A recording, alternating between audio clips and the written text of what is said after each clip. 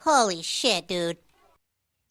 Yes, it is that time, ladies and gentlemen, for the Phone Booth podcast. Yes, holy shit, it's been another week. Holy shit.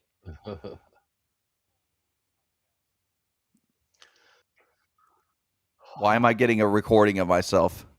Yeah, there is an echo. Why is that? I think we're tight. No, we're not tight. Uh-oh. It's a big, Is huge their browser delay. open? How about now? You're not hearing that?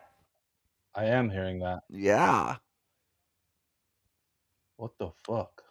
Oh, of course, we would have some technical difficulties. Hold on, are we good now? Yes, I think Does we anyone are have good. their phone on? You know what it is? I know What was it? dude. Your boy Snoop has Okay. the lowest IQ of the podcast. Okay. All right. We've- I'm not arguing. Not arguing. We've established that in the past. Mhm.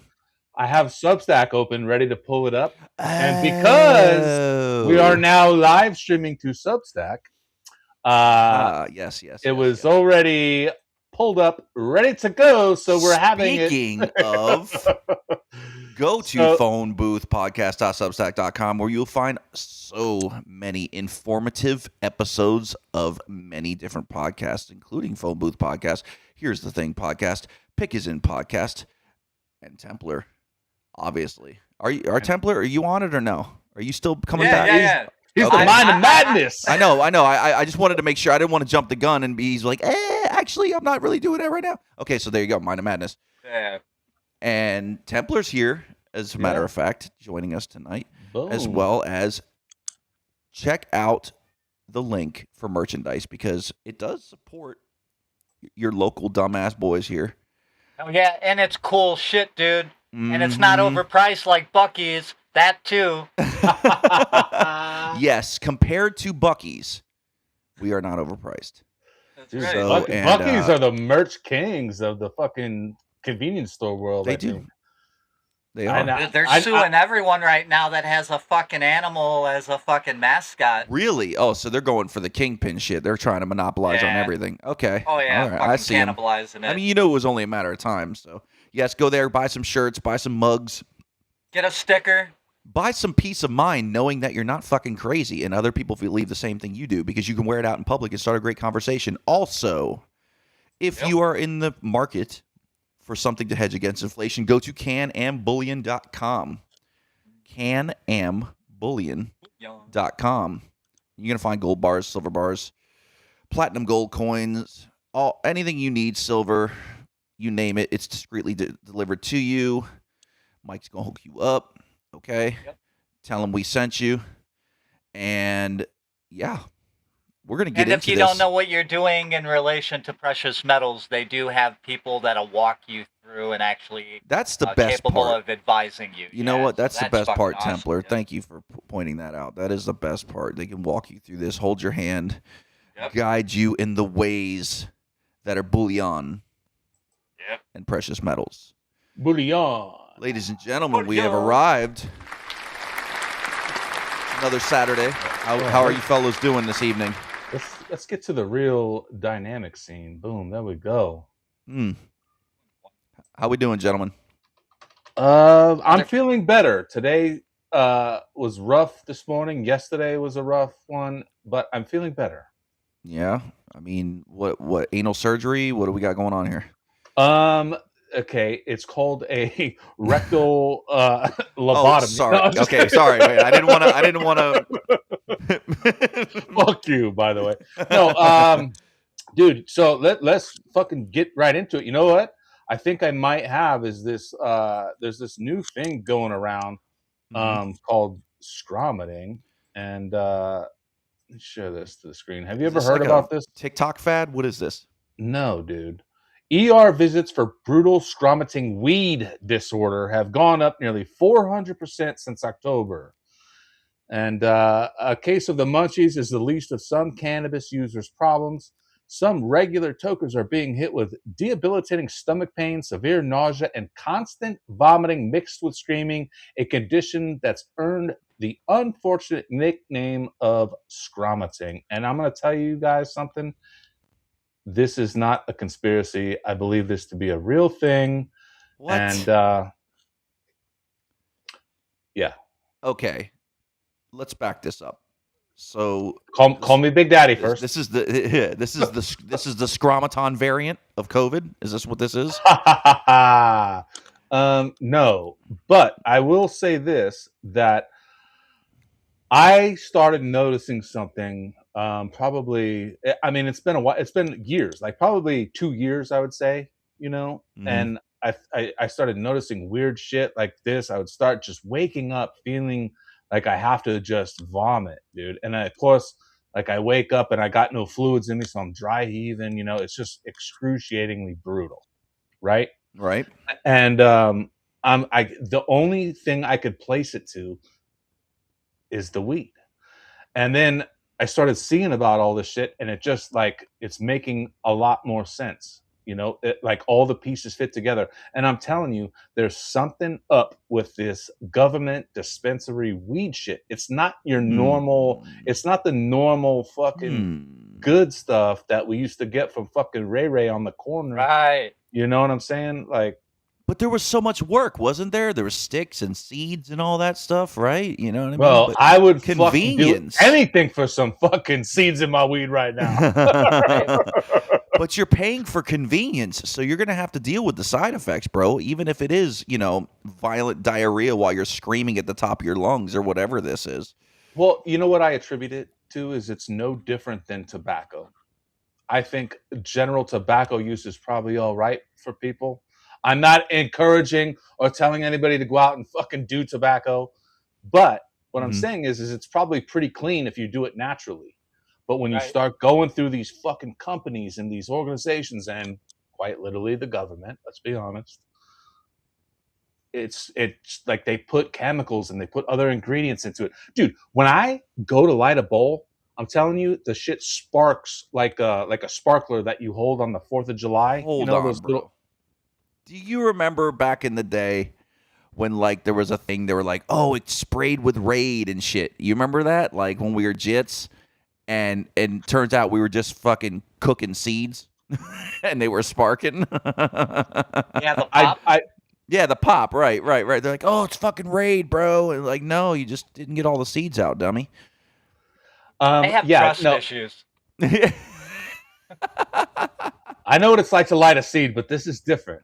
Okay. There's no seeds. It's just like, because I put it through the grinder first. I grind up all my weed. It's that way it just burns better, and but there shouldn't be fucking sparks. You're right. Okay, so what? I mean, God damn it! They went and fucked up weed, Bill. Okay, but how's the skies looking around where you're at? Let's try to expand on this a little bit. You know what? That maybe that might be a part of the problem too. Yeah. Maybe these fucking weed crops are getting sprayed with aluminum and barium, some precious metals, if you will. Some precious metals, if you will. Yeah, exactly. Well, I would imagine that's a part of their fucking process, right? They probably put all kinds of weird, fucked up shit since they're the procurers of it. So God knows what's fucking going on. It might be safer just going back to the corner, I mean, right? Illustrious Space Cake says, "Get your med card, buy seeds." Yeah, I would buy seeds, but then I would have to grow it. So that's the other problem.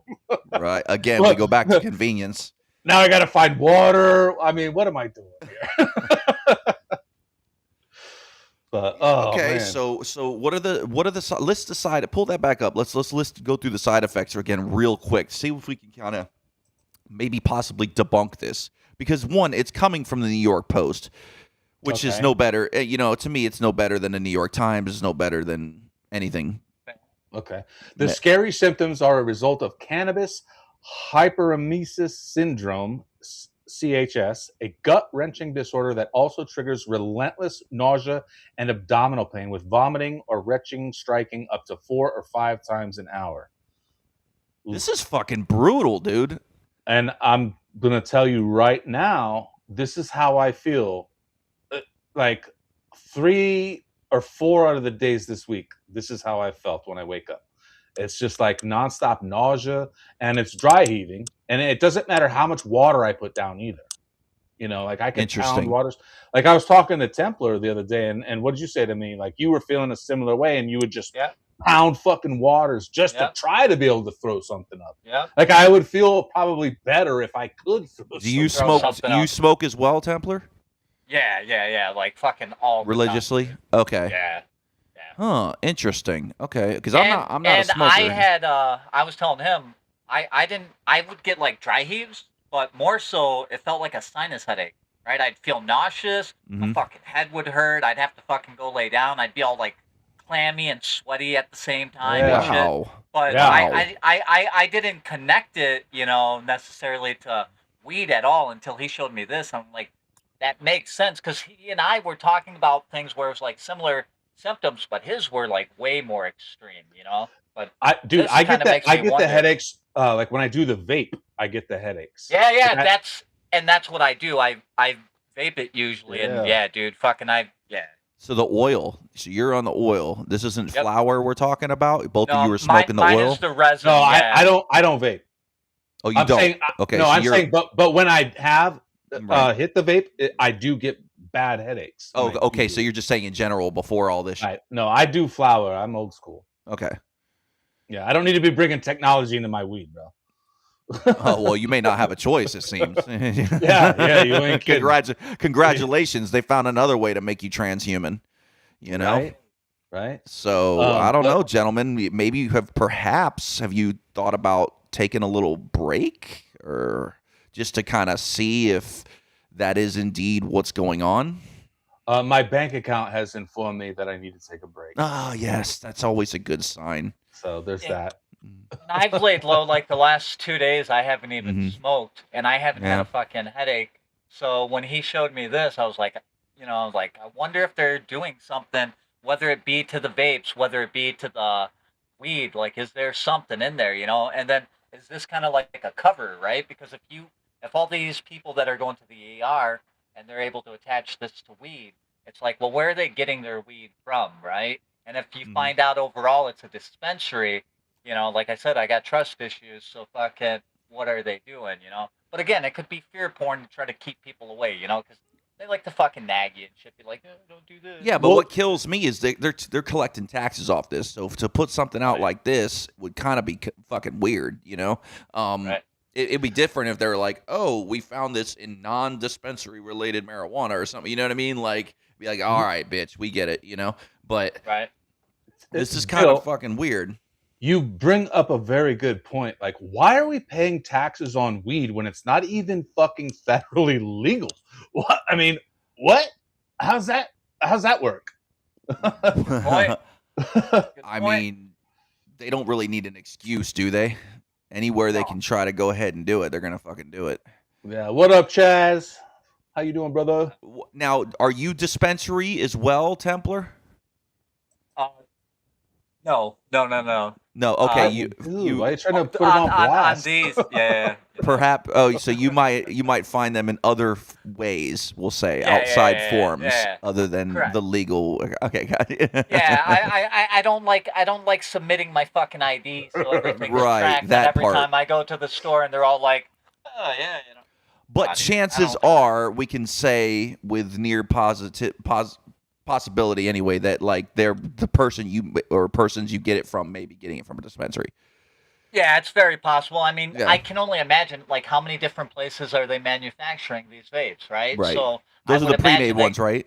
The pre-mades. Correct. Yeah. Okay. Correct. I'm gonna go Yep. ahead and say they're probably from a dispensary. Well, that's just the thing is all these dispensaries, they carry like all the same brands. Yep. You know what I mean? Like there's just different brands and they're all in the This was going to be my next question: is if you both did go to dispensaries, what was the name of the dispensary? Because I know there are nationwide ones, there are local ones, there are semi-local ones. You know what I mean? So maybe if it's like True Leaf, I know is a really big one. You know what I mean? So if you're going, Curaleaf is a big one. yes, that's that one as well. So if you're going to one of those, perhaps it might be more onto something there. You know what I mean? Like they're all getting it from the same place. Yeah. But And they do. You know, Right. it's a lot of the same brands. I think with if you have a medical card, I think you get access to better quality product. You know. oh, really? Yeah, because I mean, dude, like fuck, for the last 20 years I've been smoking dispensary weed from medical, you know what I'm saying? And it's always been bomb. Like, it's been fire, you know, it's been great. You know, I had it's bomb now. I had to pay, yeah, I had to pay, you know, a hefty price for it, but goddamn if it wasn't good and like the best ever. But now this shit, like, it feels like I went from like what's a really good beer, like a Stella Artois to a Bud Light or something. You know what I mean? Like, I'm trying to put it in like a relation that I would understand. Yeah, Or somebody that doesn't smoke, right? Yeah. Yeah. Like, I was gonna say like a Louis the 13th cognac or something really high end to fucking Jack Daniels or something. You know what I mean? Right. Interesting. Like, this is just, I don't know. I find this fascinating because all this time, right? Never a problem when it wasn't semi-legal. All of a sudden, what are those famous 5 words? I'm here from the government. We're here to help or some shit or whatever. Yeah. You know, as soon as they get involved, I'm from the government and I'm here to help. Here to help, yes. Yeah. So look what happens. They fucked up weed, man. And what's fucked up is it comes from the earth. You don't even have to fuck with it. Yep. Mm-hmm. Just let it be. I think that's what the Beatles were singing about. Fuck. Could be while they were on LSD. So let's read on here. From January 2023 to September 2025, a CDC report found that the rate of ER visits involving CHS remained largely steady, but from October 2025 through May 2026, it jumped up 370%. The biggest reason for the sudden increase, a specific ICD-10-CM diagnosis code for CHS was introduced in October 2025, making the condition easier for doctors to identify and track. So, I mean, I guess that, you know, can explain why we're seeing more cases, because they've been able to identify it better. Right. But I mean, nobody ever, in the 80s or 90s, nobody was ever going to the fucking ER for CHS. That's true. Here's the issue I have, right? Who's identifying this? Who started this shit? Yeah. I rest my case, bro. Like, I mean, what's different than like a severe, you know, I don't want to use the normie terms, but like a severe viral infection or something like that. You know what I mean? Like, what are the differences in side effects? You know what I mean? What makes this weed related and not anything else related? Only what the CDC is telling us. And they happen to be if they happen to go in there, right, and admit that they smoke, are they going in there and taking piss tests? I mean, and then, you know what I mean? Like, how are they coming to this conclusion? Well, you know what's crazy is, like, I was telling you this morning, Bill, like, I haven't smoked in about a week. Mm-hmm. And like, I was fine Tuesday, Wednesday, Thursday, I was fine. And then yesterday and today I wake up and it just can't be stopped. You know, I took some fucking pill. Look, here's another one. It's like some weird pink pill. I don't know what it is. It's actually prescribed for a dog, actually. But dogs. We share a lot of the same meds. You know, but it's for nausea. People that take them. And I've been feeling better since I took one this morning. But oh shit. Ted Logan 1010 says, looks like none of the X comments are working. Yeah, it does seem that way. I was gonna say Untold Chicago said some shit too, and that's coming through. I was gonna say it looks dead as fuck. I'm like, wow, really? Like, is it that bad today? And we're on like, and yeah, there's X views and viewers, and all 3 of our pages are going. Where did he come in from? Rumble. Oh. So yeah, I don't know, dude. We had the same problem, Ted, with the fucking auto switching back. So I don't know. Well, I'm gonna have to email EV Mux tonight. But that's just behind the scenes stuff for all of you out there watching right now. This is just some of the stuff that you deal with when you run a live broadcast. You know, you have fucking issues sometimes. So I apologize to all our viewers out there if your comments aren't coming through. Just know that we love you, and we're sorry that we can't see them, but it's one of the things that it happens. It's technology, it's electronics. I mean, we've all had issues with electronics. I'm sure if you have a cell phone, you've dealt with an issue like this, I'm sure.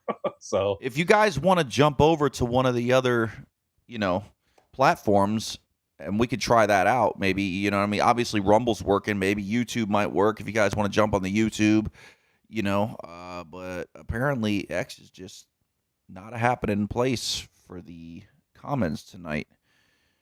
Come on, Boy. Elon. Come on, Elon. Get it together, bro. I don't know if they it's so say much they an were X problem or released? an EV Mux problem. It could be either one.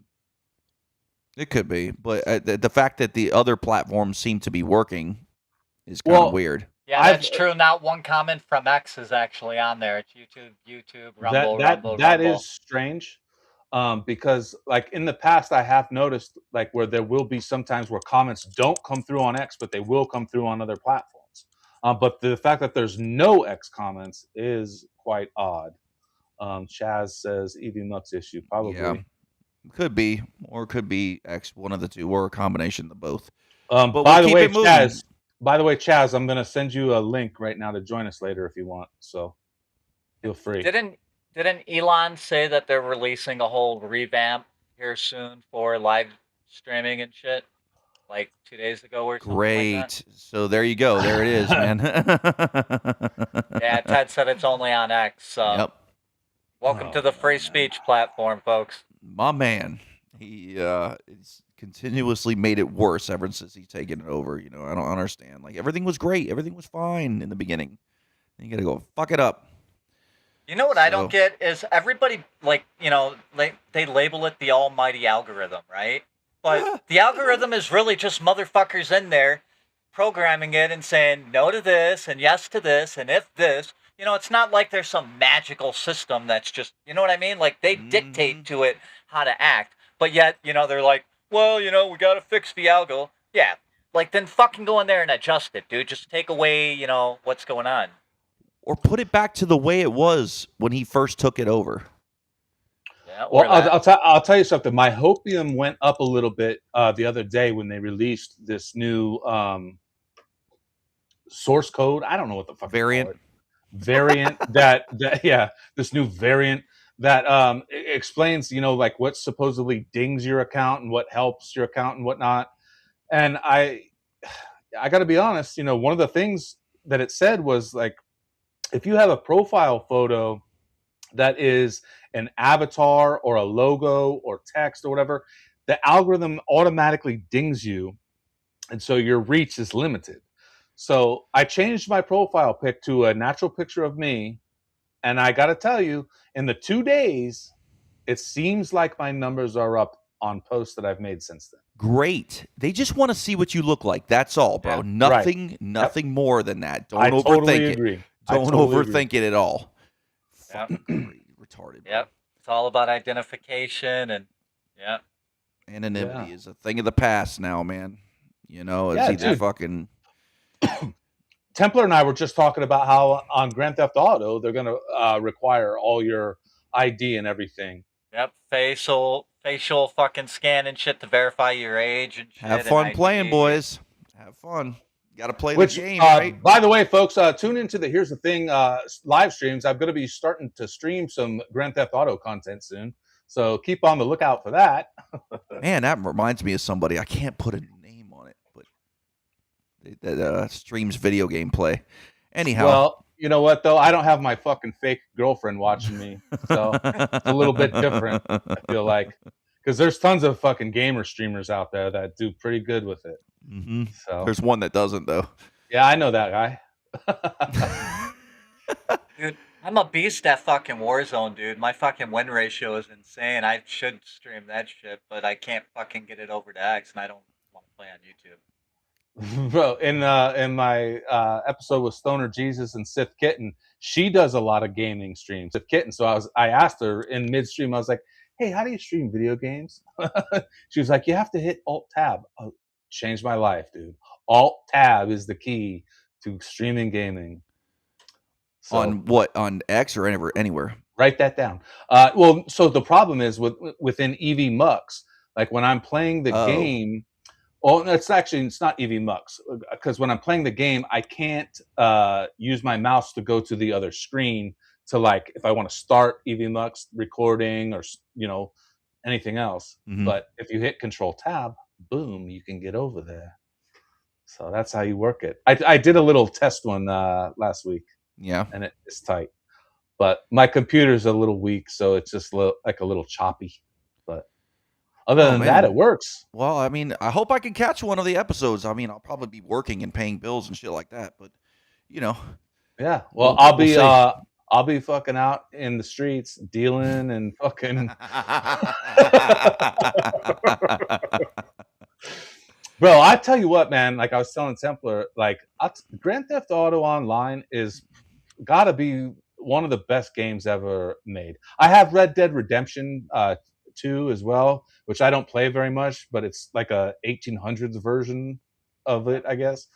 And I mean, there's just so many things you can do. And like every little thing that you get in the game opens up, more worlds and more levels and missions and this and that. And I mean, it's just so fun, and you can get all these crazy cars and customize them and do all like, oh, it's just so fun, man. I see life imitating video games more and more. Not the other way around, which is kind of weird. But yeah. We'll see. We'll see, man. Dude, this morning, bro, I went to the fucking grocery and I saw this guy in a fucking full length black leather trench coat. Mhm. Like, I'm like, dude, I know it's starting to cool off here in Arizona. Right now we're at 105 right now. But it was about 95 this morning when I was there. And this guy's in a full length black leather trench coat.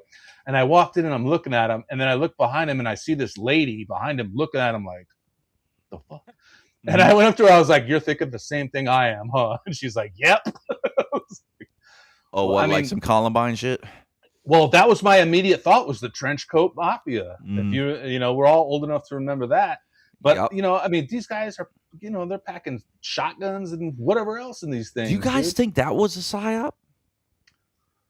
Bro, I'll Maybe give you, maybe one of the first of the school shooter psyop series. Yeah, I tell to you kind of what, build the narrative and the concept Yeah, in the they were mind. trying it out a little bit. Maybe rang the siren. The boys heard the call, and there they went. You know what I mean? Something Yep. like that. there's Yeah, absolutely get it out some there shit going as a on. method. So Interesting. check this out. There's a film called 0 Day out there. Okay. I don't know if you've ever heard of it, either one of you. It's called 0 Day, and these two guys got together and made this film. It's a I guess a fictional movie is the way to describe it. Okay. But it's like Blair Witch style with the handheld camera, Mhm. filming, and these two kids go in just like the Columbine story that they were going to do this to the school, and they kept all these videotapes in a lockbox in a bank, Okay. and their original plan was to do it on the first day that the temperature was 0 degrees. So that's why they called it 0 Day. Oh, interesting. And then on that day, the one guy got the shits, so they had to postpone it until April or whatever. But dude, I played this film for somebody, and I told them, I said, "Hey, this is the true videos from the Columbine stuff. These are the actual videos." Mhm. And the dude fucking ate it up and thought it No was shit. legit. I'm telling you, that's how fucking crazy this movie is. It's called 0 Day. Check it out. I think you can watch it on YouTube for free. Check it out. Okay. But I mean, dude, it's got like CCTV footage, of like Mhm. when they're in the school, in the cafeteria, in the library and shit. And I mean, it's a wicked film, dude. But it's actually a really good one. Like They No, end up that was- going. Oh, sorry. Go ahead, Tumblr. Oh no, go ahead. No, I was just gonna say they actually went. They actually went ahead with the shooting part of it. And all Oh that? yeah. Oh yeah. Oh wow. Oh wow. Okay. Oh yeah. I was gonna say it would make a lot of sense because Columbine took place in the '90s, which is when they were doing the big push 99. on fucking degenerating fucking rap and fucking hip hop and everything. So it's kind of like Mhm. they were bombarding people from all sides, especially with like violence and hyper-violence and shit, They blamed Marilyn hypersexuality and Manson. shit. Yeah, so it very well across the board could be a fucking thing. Did you guys see the movie Elephant? That was kind of supposed to be like you know what I mean? Somebody's take on how that went down. Is that an older movie? Yes, it is. It is, and Okay, it made. I feel like I did. Right, it made the dudes gay and shit. Like, literally, yeah. No, like fucking the day before anyway. But yeah, like there was like it was like a. Oh God, what was the movie that? Remember they did about Kurt Cobain, but it was like kind of a spin-off movie. You know what I mean? Like real artsy but real dark. Anyway, I think it was the same guy that made that movie. It was a kind of a famous director that does these similar movies. But yeah, they even like kind of glorified this shit in a way, and it came out not too long after that. You know, and made these people like some kind of fucking pop culture icons in the underground, you know? So well, I do believe, monkey see, monkey do, right? Like Mhm. that's how rap and all that shit works. You hear it and then people want to imitate the art, right? So now everybody's a thug and everybody's out for their money and bitches and guns and hard and shit. You know what I mean? And then the movies, and people see it and they want to emulate it, and they just keep putting it out there, and Well, that's designed on purpose. I mean, I'm sure you guys are familiar with in the '80s, like the freeway Ricky Ross stuff, and the CIA importing all the drugs, and then pushing the crack into the ghettos, and this and that, and then there was like the whole. At the same time, all this is happening, the whole gangster rap movement was starting, and then on the tail ends of the gangster rap stuff was the whole gay movement, making like gay people more prominent in society. With like there was the dude on the Real World, was it Cullen being the first or whatever? openly gay, Right, and it was like that whole push, and it's all designed to destroy the family unit. Elephant, like 2003, Gus Van Sant. That's who I was thinking. Oh, Gus Van Sant. Okay, Yes. wow, yeah. Yeah, remember So- he did the I'll Nirvana check it out. video or the Nirvana movie too and shit like that. He was kind of big in it. But when I was younger, so this would probably be like 84, 85, something like that, because I think I was like right around fucking kindergarten, first grade. But in Chicago, it was like one of the first school shootings that I had ever heard of. And it was, if I remember right, the lady's name was like Linda or Laura something. And she went to a fucking elementary school and shot the fucking thing up. And I remember at the time it being so shocking to like everybody, right? And then, like, down the line, we get fucking Columbine and all this stuff.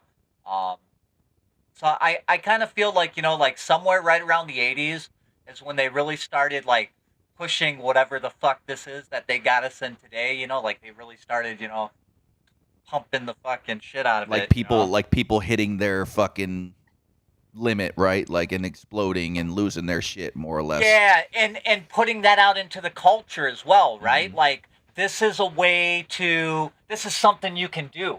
Right? Because An before outlet. that, yeah, I never heard of a fucking school shooting before that, right? And this lady goes onto a playground and just fucking starts wiping out kids and shit, right? And it's like once you see the event, it spreads. I think it was like fucking North Korea or South Korea just had their first major fucking school shooting, I think, this week. So I think it's also one of those things that we're gonna see start hitting up. 'Cause, a lot of nations are like, we don't have this here. I think you're about to because everybody shares the same media. We watch the same movies. We listen to the same music. Everything's kind of Americanized.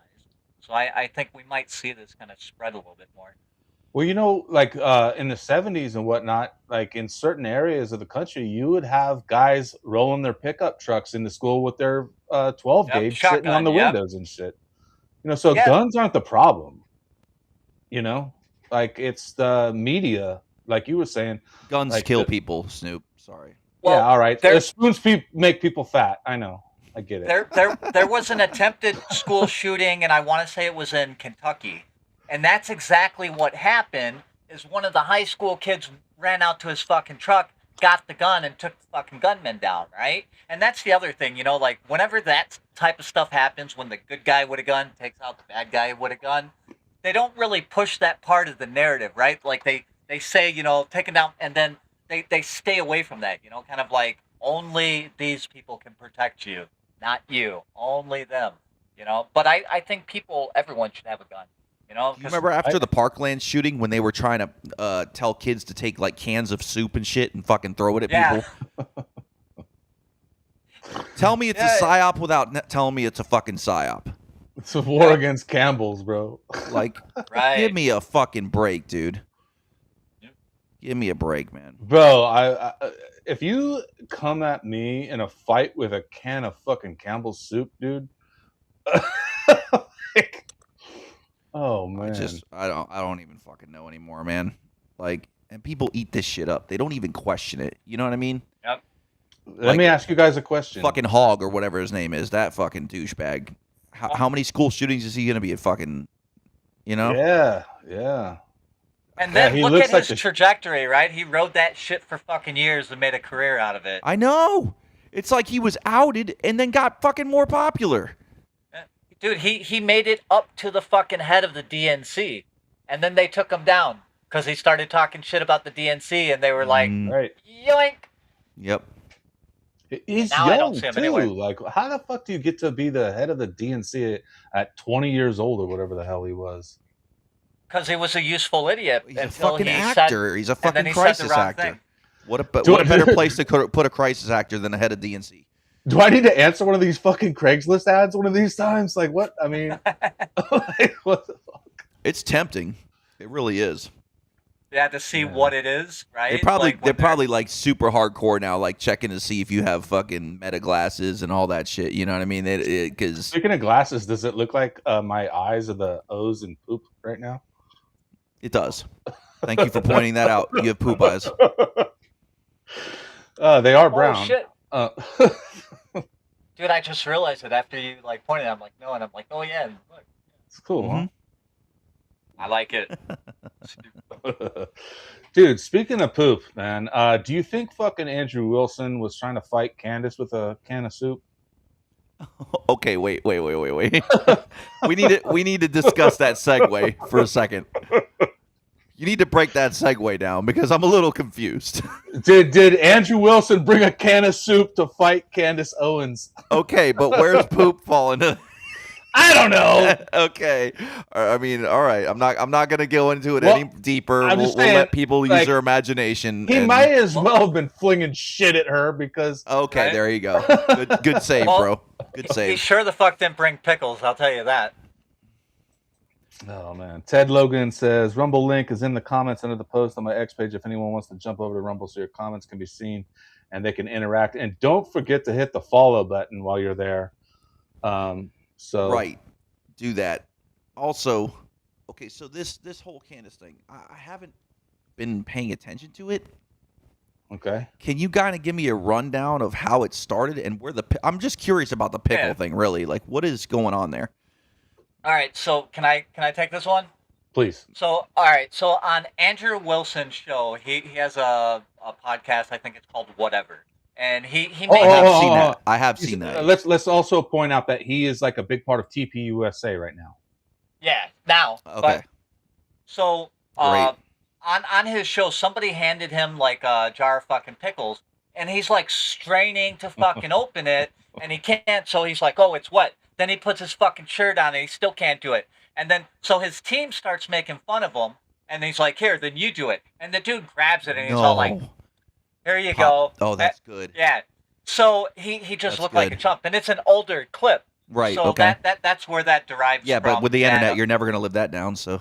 Right. So then with the Candace thing, you know, after the whole Charlie Kirk thing happened, you know, it's like two camps, right? You either question the Charlie Kirk narrative or you drink the Fed slop, either which way, right? And she's questioning the narrative. So now you have a bunch of influencers that are trying to take her on because she already had a huge audience. But through this, you know, like people identify with it, right? They're like, yeah, dude, there's some bullshit going on. There's fuckery. You know, we don't believe it. And as that grows, Turning Point USA and a lot of these influencers seem to be getting more and more desperate to try to convince you that there's evidence that doesn't exist. And whether that's a psyop or not, I don't know, right? Because I like Candace, but don't get me wrong. It's not lost on me that, all these people belong to essentially like a fucking moon cult and the whole Ishtar woman empowerment thing. And yet, here coincidentally, we find ourselves in that. Um, but outside of that, she makes a lot of strong points. She's articulate and she crushes. And like yesterday, they had that debate, and I mean, she just wiped the floor. He didn't know what he was talking about. He didn't know the fucking charges. He couldn't articulate anything. Everything was about interrupting. He was okay with circumstantial evidence on the prosecutor's behalf and didn't really have to know anything. But if she said something, it was like, "Where did you get that? Can you recite that? Tell me more about it. What is the?" You know what I mean? Kind of like putting her to a standard, and that's what they do is they try to put her to a standard that they don't apply anywhere else, which makes people say, Right. like, what's going on? And again, that could be by design of making it so sloppy that it's easy just to fall in that camp naturally. I'm not saying that's not a possibility. And then like maybe try to make you look stupid later on, you know what I mean? Like Right. just to get rid of people that are in opposition of Trump or whoever, or just the divide, because that's the whole game. It's Right, always yeah. about Oh, yeah, they're dividing definitely- the people, and just fucking run them on sides. It's definitely another gonna fuel issue. the divide for sure. For sure. For sure. Templar, do you know anything about like there was like some stuff about like who was going to moderate it? Like they ended up using Patrick Bet-David Right. to moderate it. There was talk about having Michael Joe Knowles, Rogan. and then so what happened was Andrew Wilson went on. He's the only Joe Rogan guest of 2026 who went on twice, right? And the guy's not that popular, but he comes on, and Joe is like basically fucking softballing him the whole time and letting fucking Andrew run his fucking propaganda the whole time. And there's a lot of fucking pushback. I mean, I've never seen Joe Rogan get fucking pushback like this. That's He good. got that fucking pushback. That's good. So that ends up kicking off, like, oh, let's do a debate and blah, blah, blah. So Candace's, what do you call it? The not the great-grand, what do you call it? Fucking, when somebody's like your child's grandchild, or you know what I'm talking about? There's a Godmother, grandfather? Godmother, yeah, Godfather. So Andrew Knowles is the godfather of Candace Owen, but he works over at Daily Wire, which is essentially a part of the other camp. So they were wanting him to do it, but Knowles was like, no, I don't want any part of this. So then Joe Rogan, since it started on his thing, reached out to Candace saying, hey, I'll do it. But by that time, she had already kind of reached out to like Patrick Bet-Davis, who isn't in her camp, and he's not necessarily, he's more Right.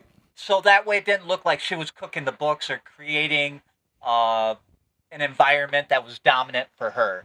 Mm. And then, so Joe Rogan didn't get to do it, and then that's how they got PBD. Who? And he paid her $300,000. Yeah, Andrew Wilson offered her $300,000 to debate him, and Candace was like, sure. And then he started like trying to throw out all these crazy fucking stipulations and shit, and a lot of it was going on. So then they kind of took it offline and kind of ironed out the details, and then they're like, okay, we're gonna do this. And now he's trying to re-raise that money. Like after he paid it, he started a GoFundMe, right? Like to get his money back.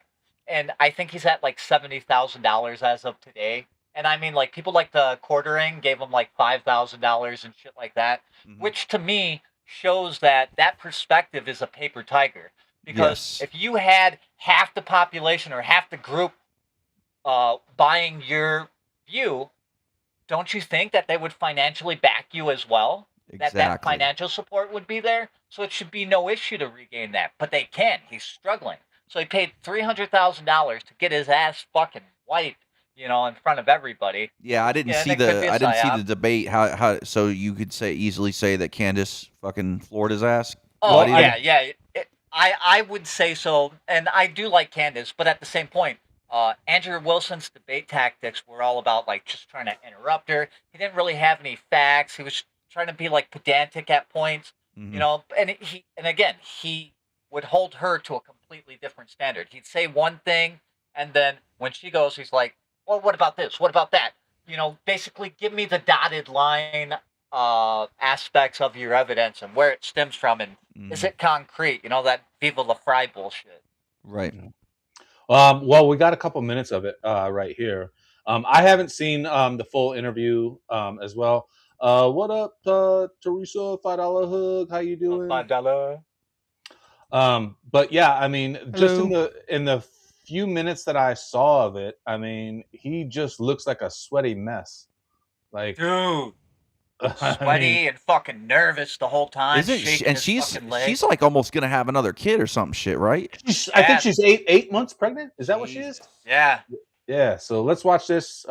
It's a few minutes long, but it's well worth the watch. Yeah, I'm fine with closings if you want to do closings. Well, I also would just, if I may ask a question, which one of the charges against, or all of them, do you think Tyler Robinson is guilty of? The specific charge? Yeah. Yeah, so what I think is that Tyler Robinson shot Charlie Kirk. Yeah, but of the 7 charges that he's being charged. Yeah, can we list them real quick? I'll tell you exactly which ones. We'll pull them up. Well, do you know any of the charges that he's up for right now?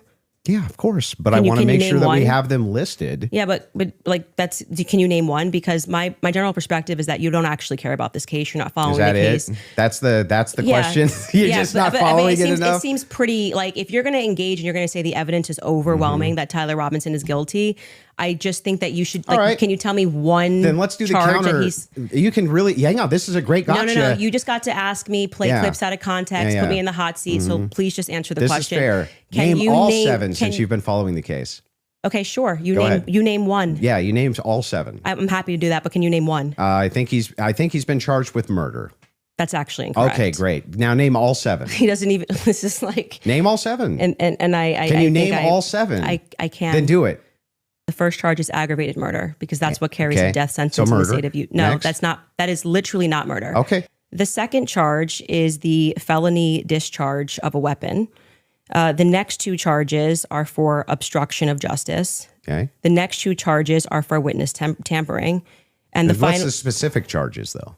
that is them: obstruction of justice, Both of obstruction those- of justice, witness tampering, witness tampering. Okay, and there's no other specifics to them. Well, I can tell you why he's being No, charged. no, with no. it. Just the charges and then 7. Yeah, see, the bad thing is when you try to be an a-hole and it doesn't work. What's the 7th? The last charge is violence in front of a minor. Okay, got it. I think your team would like to pull up the 7 charges that he just asked you about. If you Sure. guys want to pull that up just to confirm. for Aggravated the- murder, felony discharge of a firearm, obstruction of justice, which is counts 3 and 4, 5 and 6, tampering with a witness, and No, count 7, violent I said offense in the presence of a in front of minor. a child. I did notice something. I just was curious about. If I'm just wondering, when you pulled out your phone just before you asked that question, did somebody by chance text you that question? You can check my phone. Oh, geez. I'm just curious. No, you can absolutely not. I have not had one communication with a single person, not even my producers who are in there this whole time we were here. You want to check my phone? I'm happy to take it. Let's see See it. if anyone was texted at all during this debate. You give me permission. so You I'm have looking at full the- I'm not gonna permission to give go through names. my phone. I don't need to Wow. So cheat. the last one has nothing to do with it. It's just a compliment. I haven't even read my text messages. That's so a compliment. he's reading them. You're okay. You'll give me permission. Yes. I'm just going to read 3 of them Yes. to 11:32 because after that, I don't need to read it. Any other text? Could have been Telegram. Could have been something. All I like have that. is Signal. Oh, You can check that Jesus. too. I only have Signal. I don't need to I Okay. deeply care about this case. I don't need to I pretend get to it. know If you stuff that deeply I care don't about know. the case, I Yeah. just, I have my other question is about the steakhouse receipt. What a See what I fucking mean? douchebag, bro. So he doesn't even know one charge. And once he gets cornered, he's like, can you name 7? Can you name 7? Can you name all 7? And Yeah. then when And she she names does. all 7, he's like, oh, well, did somebody give you that? You know what I mean? He just keeps jumping. And he could. Yeah, it was a shit show, dude. He just buried himself. So let me ask you a question, because I see that there's clearly sides. Did anybody? Because there was a couple people that I saw on X that kind of surprised me a little bit that were sticking up for him. Is this more of like a thing where all the Trump supporters are taking his side and all the anti are taking her side kind of thing? Are they splitting it that way? Because Yeah, so basically it's kind of split. Like if you're in the Charlie Kirk was murdered, but the Tyler Robinson's story, as we've been told it, is bullshit, you're probably leaning on Candace, right? If you believe that through everything that they've shown that somehow it ties it to Tyler Robinson, then you're in that debate, you would be with fucking Andrew Wilson. Well, the only reason why I'm asking is because I've seen Anons that I know that we've had on our podcast that are in the Q thing and all that shit. And they're fucking siding with this dude, like out there defending him, saying he won the debate and he kicked her ass. You know what I'm saying? So like I'm just trying to wrap my head around this, because if you're in the Q movement or you're tied to any kind of conspiracy theory, anything at all, you know what I mean? Why the fuck would you buy into this shit that it's a real murder? You know what I mean? Like, or it's the person that they say it was. Me personally, guys, I don't think he's dead, but that's just me, okay? And I know I'm not the only one that thinks that, but that's a fringe deal. You know what I mean? Well, that tunnel underneath raises a lot of questions, and it doesn't get addressed a lot. So right, okay. Without even going there, like just the fucking Erica Kirk with the hands and all the, you know what I mean? Like there's so much fucking dumb shit. You know what I mean? Nobody can go see the grave or you know what I mean? Like, we don't even know where he's at or if he was buried or what. Right, what exactly? No details. Like it just doesn't. He's a public figure. I'm sorry. You know what I mean? That whole privacy thing is out the fucking window. Well, so, also, like, why haven't we seen one video of him pulling the trigger or holding the gun? You don't even have to be graphic with it. Just show him holding the gun and shooting it. You know what I mean? Well, but they're not showing that because it's probably bullshit. It didn't happen. So you know? when the shooting occurred, the first thing the FBI did is ask the people who were there to send them their video and not release it. And then they were telling people to delete those videos, right? So I find it interesting that when Charlie got shot, we got a front fucking perfect picture video of him getting shot, the blood fucking pouring out, right? And then we got like an angle thing, and then right after that, we got like the blurry fucking rooftop thing of somebody jumping off, right? Correct. So, and then through that, we're supposed to connect that it's Tyler Robinson. However, all the pictures that they show you of Tyler Robinson are fucking blurry. So you can't positively identify the image, right? They said that originally they said that he changed his clothes on the roof. Well, you can see when he gets on the roof and he goes and he takes the shot with you can see him run and jump off. So where the fuck did he change his clothes, right? That camera's far away. And UVC campus, there's like 1,500 360-degree HD cameras. Dude, for Why real. are they not tracking him and able to show his movements in clear video of him performing this, right? And then why did they censor all the shit that related to Charlie's shot, right? Like, because it's a vicious. staged event. That's exactly what it is. And there's two other things that don't make sense to me to play on what Templar's saying right now, is that they say that he broke the gun down and put it in the backpack, which wouldn't fit in a backpack if you were to do that. Right. And they also are trying to spin it as he had it in his jeans and pants. Now, if you jump off a roof and that's in your jeans, you're getting stabbed in the ribs when you land. Yeah. Like, that's not even right. Well, they say he disassembled it, right, and then climbed up there and then reassembled it. Or am I mistaken? Right. Sorry. When you watch, so they have the video that after court came out where it shows him walking onto the roof and doing the little fucking army crawl and getting down and shit, right? And then you see him get up and then run and jump off the back. So the real question is, when all this happens, where did he change his clothes? When did he disassemble and reassemble that shit? You know what I mean? Like, we have a narrative that doesn't match the evidence that they've shown us. And so that's where the distrust comes. It's fed slop. Right. And then he put the fucking thing back together and put it in a towel under a tree. Like, okay, all right. And there's a camera. So there's a camera on UVU, since there's 1200 and they're high def, that actually covers when he jumped down and crossed the street to that wooded section. Why do they always stop the video before he gets to that point? You should be able to clearly see that, right? Like fucking, and then if he came on campus They give you one blurry thing of him like in a parking lot, one blurry image or two blurry images of him on like a fucking staircase, right? You're telling me on all the HD video, I can't go through a fucking Walmart without you being able to fucking positively identify me. And the best you can give me on a fucking high end political assassination is some blurry shit where it's like, well, he's wearing the same clothes, but then you look and like 30 other fucking people had maroon shirts and fucking black baseball caps on. You know what I mean? So and it's wasn't there like a supposedly like a second person involved in the beginning of it anyway? Well, What happened to that they dude? arrested two other people at the very beginning. Correct. They arrested two other people. An old man. I think one was an old man. I can't Yeah. remember who the George second one was. Zem. George Zem is the old man who immediately popped up and said, "I did it," and that took everybody's attention right away. And the gunman gets away. And then there's another dude. I can't think of his first name, but his last name is Russells. And they caught him on the other side of the fucking yellow tape, creeping along the thing. And when they busted him, he said, "Oh, I'm just taking pictures because it's a high-level assassination, and I was sneaking around because, you know, I didn't want to bother anybody, you know." And then they arrest him.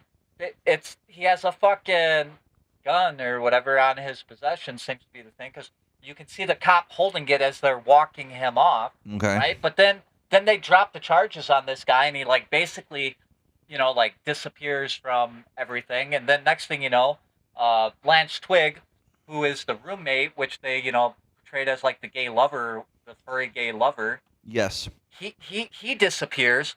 You know, the FBI comes out and they say, "Oh, you know, we have all this shit on Discord, and then we have this note." Discord immediately comes out and says, "We checked our side. None of that is on our fucking Discord server. That's inaccurate. You know, like that's not true."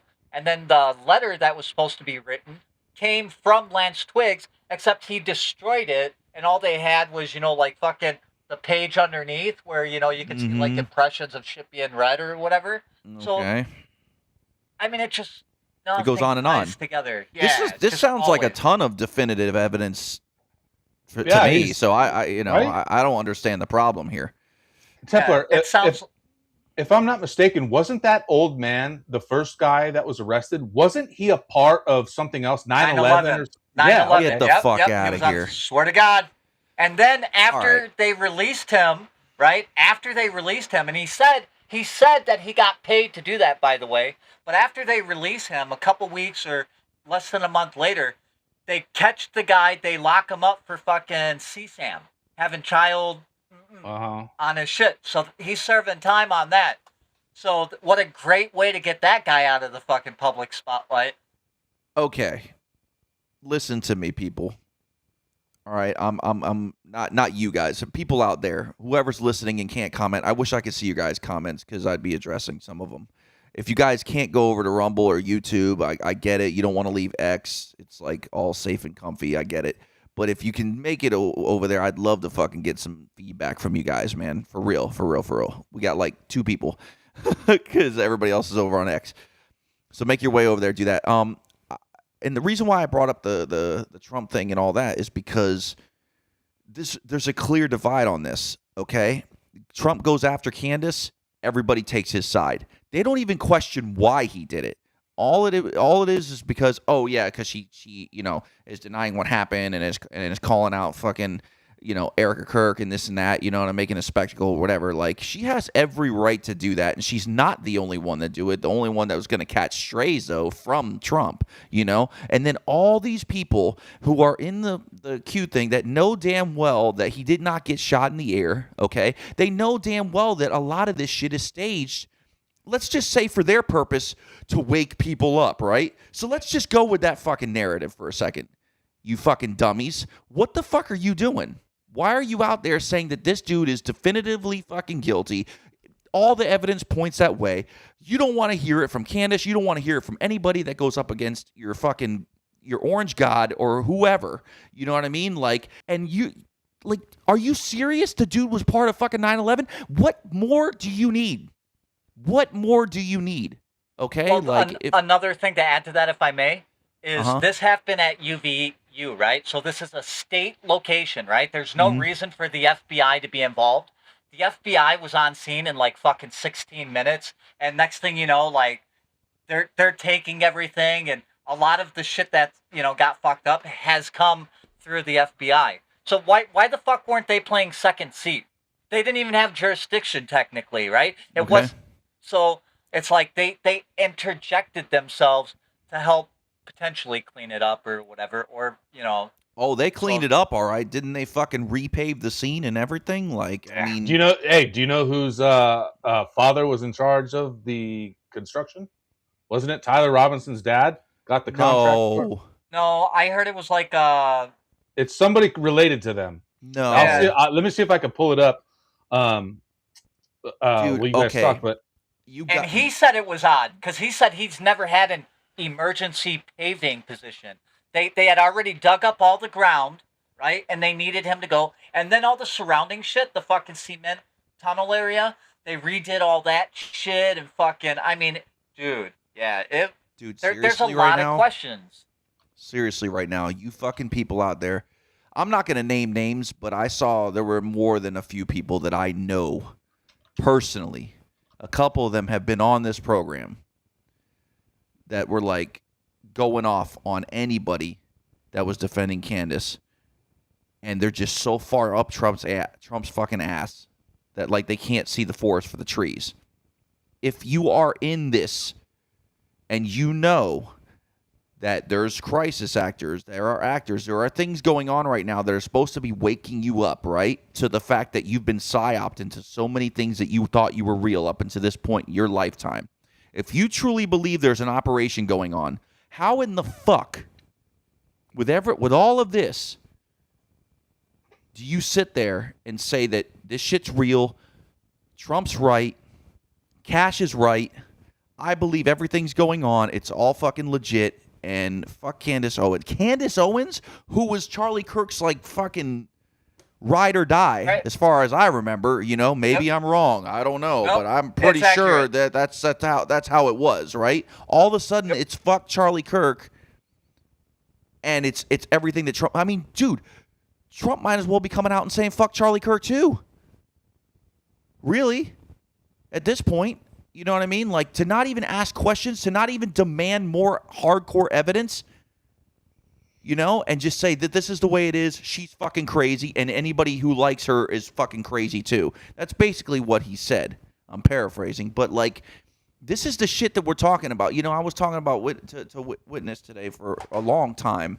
She's been on the program, and she's fucking super smart. And we're going back and forth about this Q shit because both of us were, for lack of a better term, raised in it, right? Like, we got to where we are now through this shit.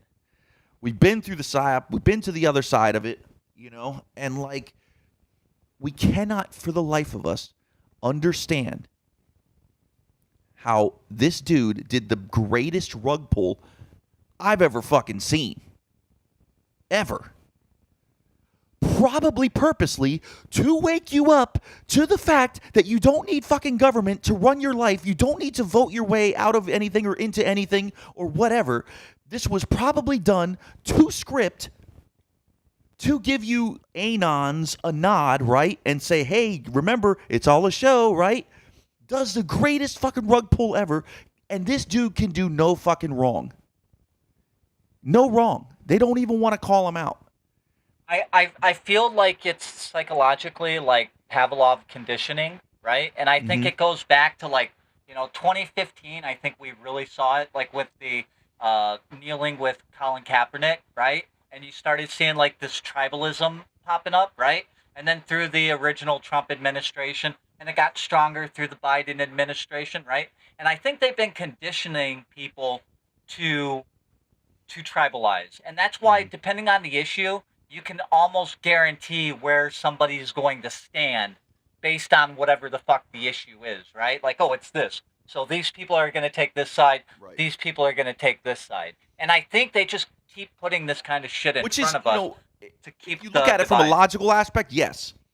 Right? Like, I would go more with that. But if you go with the whole everything's a show, enjoy the show, the movie, and it's just to wake people up and wake them up to the fact that they've been lied to, since the dawn of time and nothing's fucking real, it's all fake. You know what I mean? If you go with that just basic premise of the movement, how in the fuck do you justify what Trump's doing, how he's acting, what Cash is not doing as an FBI director, how he's acting. All these people that have fucking rug pulled you, done 180-degree turns since the time they've been elected in 2024. Explain to me.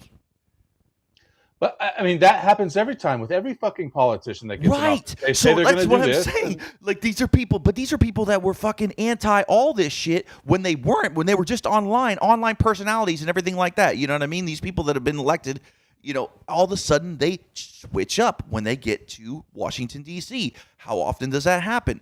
Hello, people, wake up. Wake up. Like, this is how it goes. Even the people you love the most eventually turn, right? Yep. Wouldn't that be a great lesson? But instead, because he's the orange fucking Jesus, they don't even fucking question. They're not even getting the point of the lesson. It's fucking unreal to me, dude. It is unreal. Mark Twain, I think, said it's easier to fool people than to convince them they've been fooled. You know, like, people just don't want to admit they're fucking wrong. People don't want to believe that everything they put their hopes in has just been nonsense, right? Like, that we got played. And some people, I don't think, can face that, you know, because it makes them have to. It's almost like, it's almost like they're inserting themselves into the movie, right? Like, they want to be a part of it. They might as well be a fucking crisis actor. Because what the fuck has Candace Owens done to you? Right. And can she have her opinion? That's what I'm saying. And I'm sorry, people, but she's really fucking good at it. Okay? Like, you cannot deny that. You cannot deny that. She's done a lot of fucking work. Yes, she's over the opinion. Yes, she might have, like, been a little bit much on Erica Kirk. So fucking what? She could do what she wants, right? But for these people to just come right out and you know, Trump's like, yeah, she's fucking evil and she's retarded. They're like, yep, she's evil, we're retarded. Like, they just fucking regurgitate it.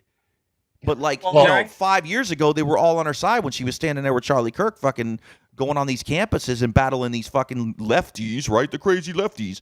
You know, like, I just, it blows me away. It's not about fucking right and wrong anymore. It's about what he wants and what they want. And that's it. We're going to get into some Trump stuff a little bit later here in the episode. But you might as well bring him up fucking now. No, because I want to read this to you. And then I have some other, we got to get back to Andrew Wilson too. Okay. But listen to this. UVU employed Precision Granite and Marble LLC for post-Charlie Kirk assassination site work at the Orem campus courtyard, replacing grass with concrete, bricks, and rebuilding walkways starting September 11th, 2025. That's the day after. That's the next day. Key detail. Firm owned by Matt Robinson. No. Father of suspect Tyler Robinson. Get the fuck out. The company has also since closed. I'm telling you, people,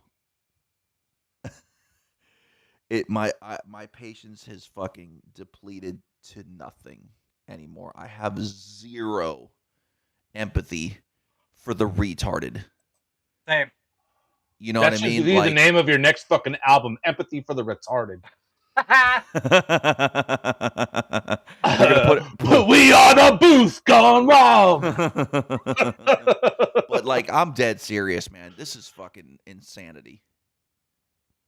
It really is. It's fucking madness. Because you know what? Mind of madness. It's not like it's just fucking one thing that is sticking out and makes you question it. It's like there's so many fucking dots. It's almost hard to connect them all. And I bet if you were to connect them all, I bet you what fucking design it would make. You could probably fucking tell by the way I did it in the video. Right, I see what you say, but like, dude, even if you start connecting dots, then you're a fucking asshole. You're anti freedom and whatever the fuck else these fucking tards are saying. You know what I mean? Like, you're anti-justice. There you go. I'd like to point out another thing, which I think a lot of people look past. Okay.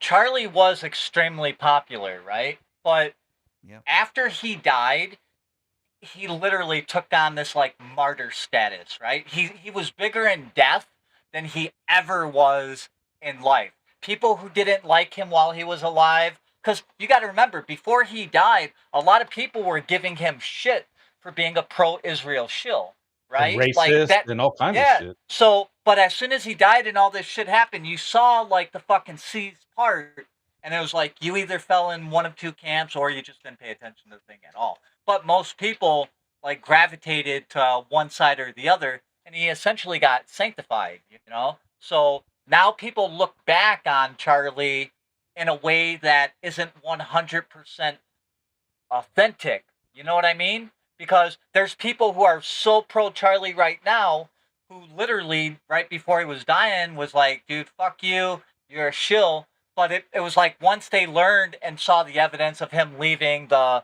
pro Israel movement, then it kind of took on this whole other thing, you know? So Right. I always keep that in the back of my mind because it's like reality versus kind of what we've come into. That's a great point. Dude, we got a superstar podcaster joining us right now. Welcome, Chaz Stumbo. What's up? What's up? What's up, gentlemen? How you guys doing? What's up, brother? Hey, first off, Snoop, thank you. To you other two gentlemen, nice to meet you guys. You the same, sir. How we doing? Long time watcher, first time caller. So I got I got a question for you guys. You're talking about, how it's all like, hey, this is to wake us up and this whole thing. My question is, regardless of what you think and regardless of what actually happens with all of this stuff, like them paving over everything, redoing the walls, whether it was Tyler Robinson's dad or whatever, at the end of the day, does it actually make a difference? Either way, it actually happened. You know what I mean? Like, I think so. Does it change anything? If he's alive, for sure. Well, no, of course, Are you if he's saying alive. right? Yeah. So you're saying if he's dead, does it matter how he died? Is that what you're basically saying? No. So my question. Uh-oh. Ooh, somebody didn't like that. Yeah, By the way, he's on government property, so they don't like that shit. is it possible to bring other people that have questions like that up? We used to do that. Yeah, I mean, we just have to put out a link somewhere. Yeah, but the thing is we're only getting a couple people here that are commenting. You know what I mean? Like, and they're not seeing anything on X. Yeah. So because then it would have to go to like YouTube and. But okay, so. Yeah. But under different circumstances, if we could see who the hell's been commenting and everything like that, I don't necessarily want to bring up the same people that have been on here before. You know what I mean? Multiple times. If we were going to do that, there he is. He's back. Go ahead and pull him up, bro. Yeah, sorry, man. I get on with you guys and get a phone call. Jesus. So my question ultimately is, no matter what you believe and no matter what actually happened, does it change anything? I think so. I think if we find out, the truth, like, it makes a huge difference. Like, because we're obviously being fucking lied to, and I think not enough people are aware of the scale of the lies that are just being injected into us every day. They don't need a fucking jab to fuck us up. They just do it through our fucking mind. Alex Jones said this shit 20 years ago. It's a war for your mind. Right. To what Snoop's saying, right? You might, yeah. Do you mind if I add to that?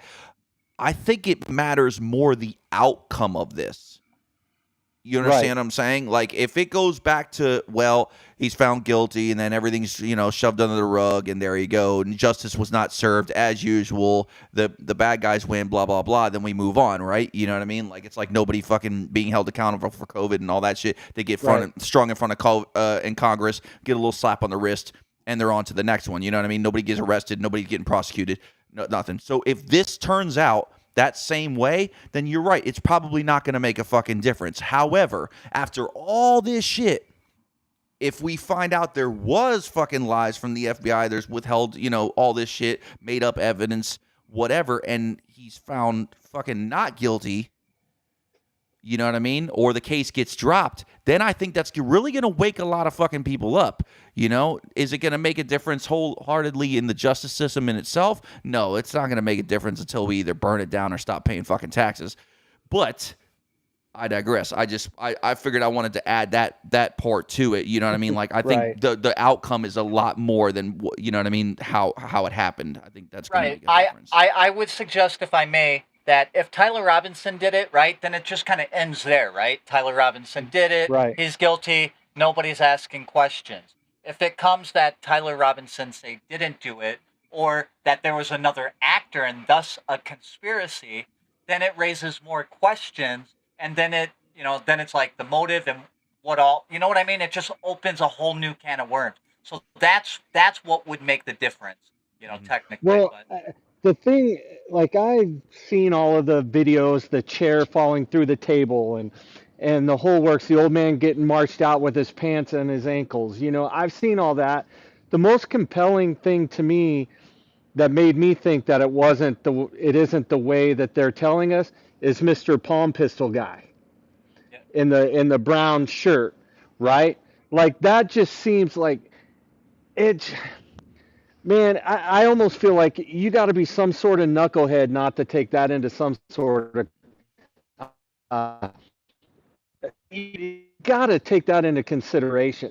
I mean, no matter what happens with all of these big crises that we go through, it always seems that years later, the people that questioned it, which would be all of us that question these things, always end up being on the right side of questioning it. And the shit that we question about, sorry guys, the stuff that we question and the No, questions please. that we raise Yeah, you can That's say all you shit. want. are the ones that end up being true.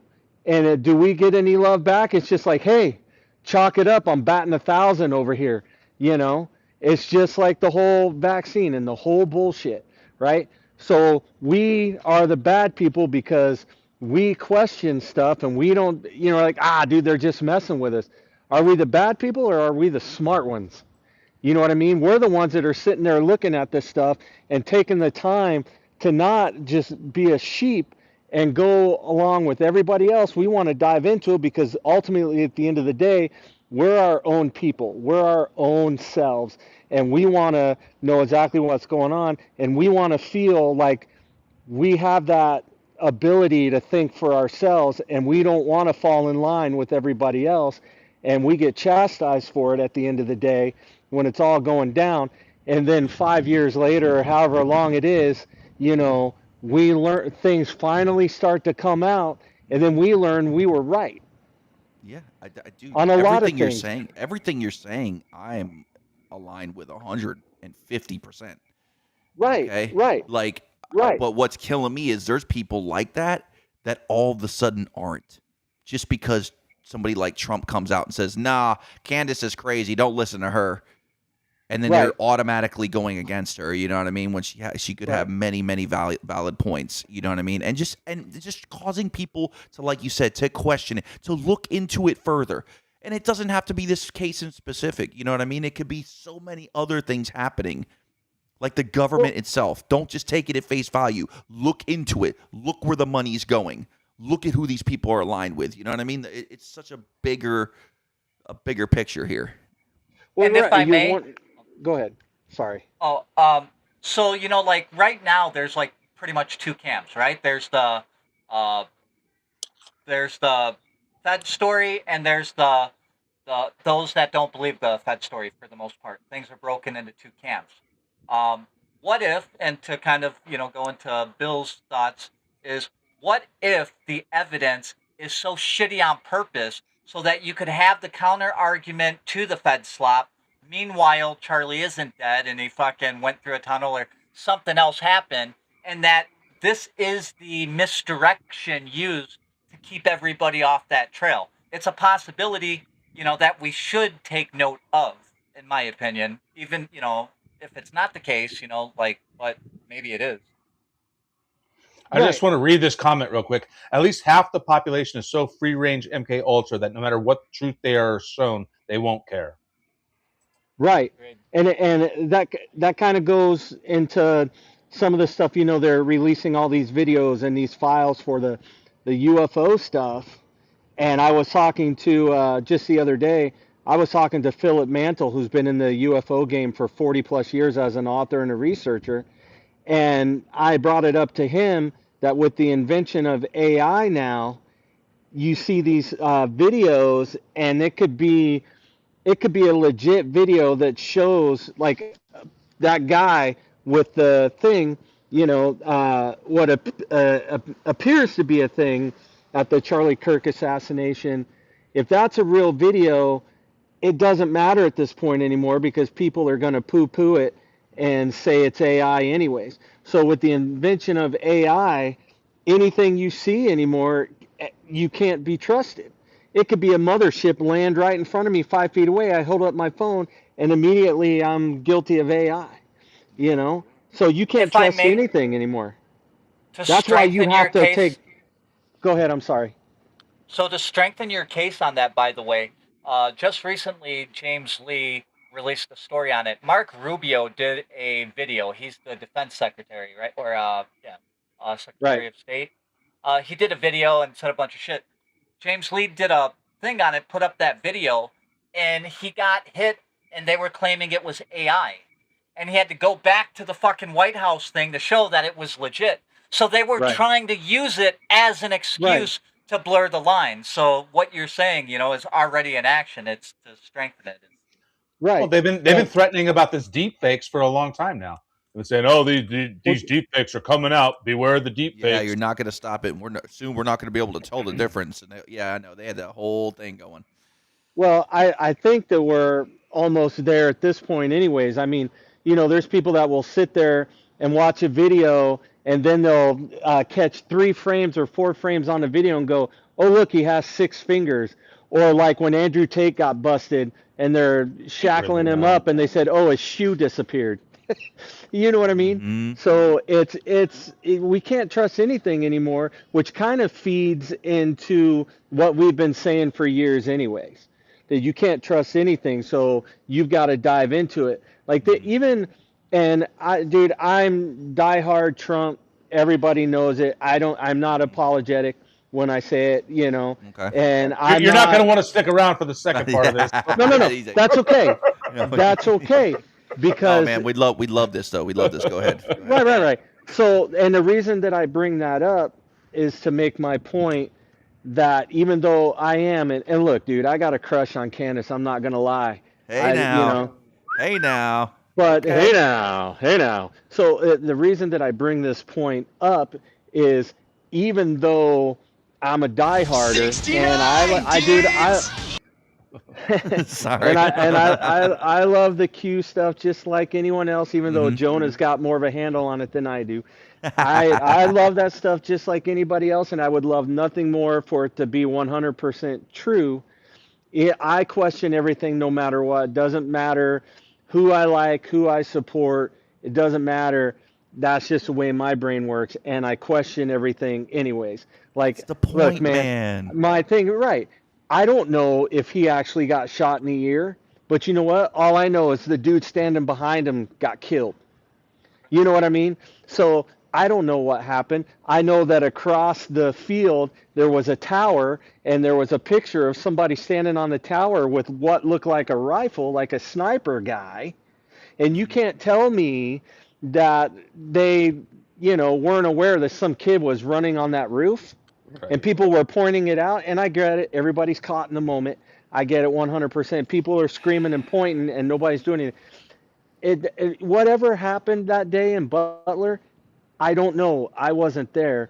All I can do is question everything, and I'm going to question the official and the unofficial and the conspiracy stuff because as humans, that's what we're supposed to do.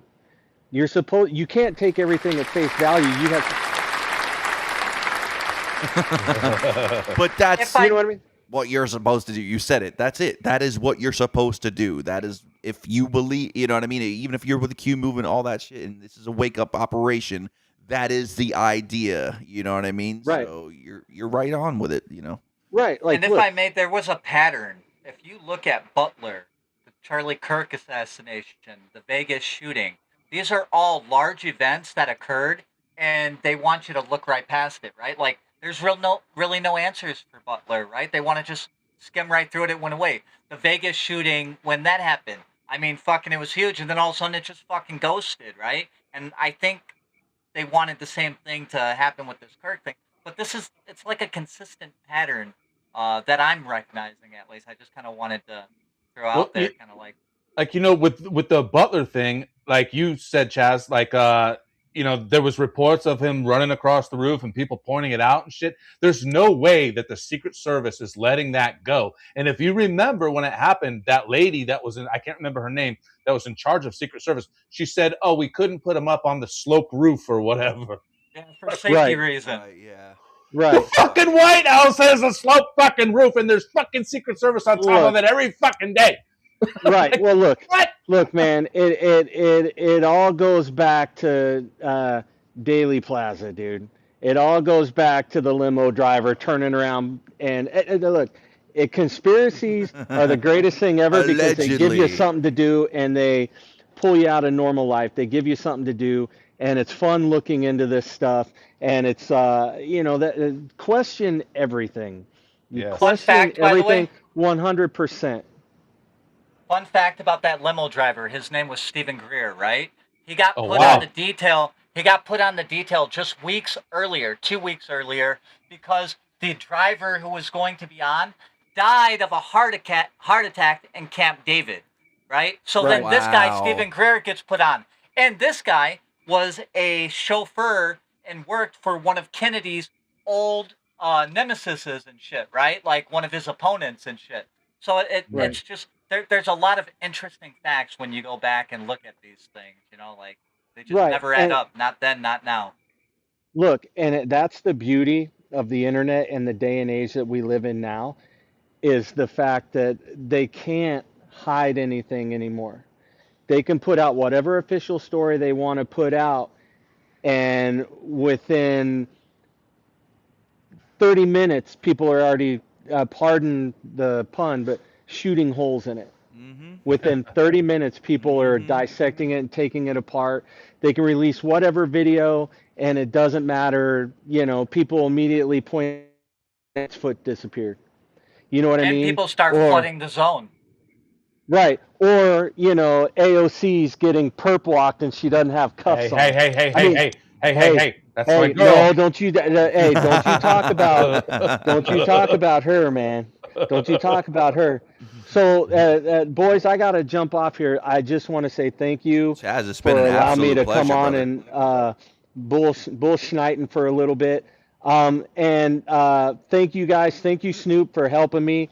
I don't know if Snoop filled you guys in, and I'm gonna do a shameless plug here just for a quick second. Do it. But like a dumbass, I didn't dude, I love this podcasting game because every day I learn something new. And the thing that I just learned was that Rumble actually allows you to have a customized channel. Even though you have a Rumble profile, you have a channel as well. And I didn't know that. You can have as many channels as you want, I guess. But in order to get your name and the custom URL, you have to have 20 followers. So I started that, I think 2 days ago, right, Snoop? I started that, and Snoop and Ted shared and helped me get over. I think I was up to 12. Well, now I've got. I think I need 6 or 7 more, and I'll hit that 20 and get my customized channel, which will help me a You little heard bit. him. But right, so I always Let's watch you guys represent. on Saturdays while I'm at work. I appreciate you guys. You guys are right up. You guys are What's like. your handle on Rumble? Because we got a bunch of people on Rumble right now watching. Maybe a few of them might be interested in following you Right. over there and helping you get over the hump. Yeah. So it's the podcast is called Something for the Head. So I think you can find me on Rumble if you just do a search for Something for the Head. You can find me over there. That may be the main page, but there's a video that takes to the channel that I just put on, and it's a video from my dear friend Earl Grey Anderson, who I interviewed a few years ago. He was the state director for Southern California's chapter of MUFON, and he's relating a story about a police officer seeing one of the TR-3B black triangles, the silent black triangles, and the guy was literally 30 feet away from it and saw on the side of it there was a cutout, and he could see pipes and vents. So this guy was convinced that this TR-3B was actually manufactured by us. It was one of our pieces of gear. Of course, And then yeah. the story correlates into this father and son near LAX. Like they were on the freeway right next to LAX, and one came over them, and they stopped, and it floated over them, and then it just like shot off.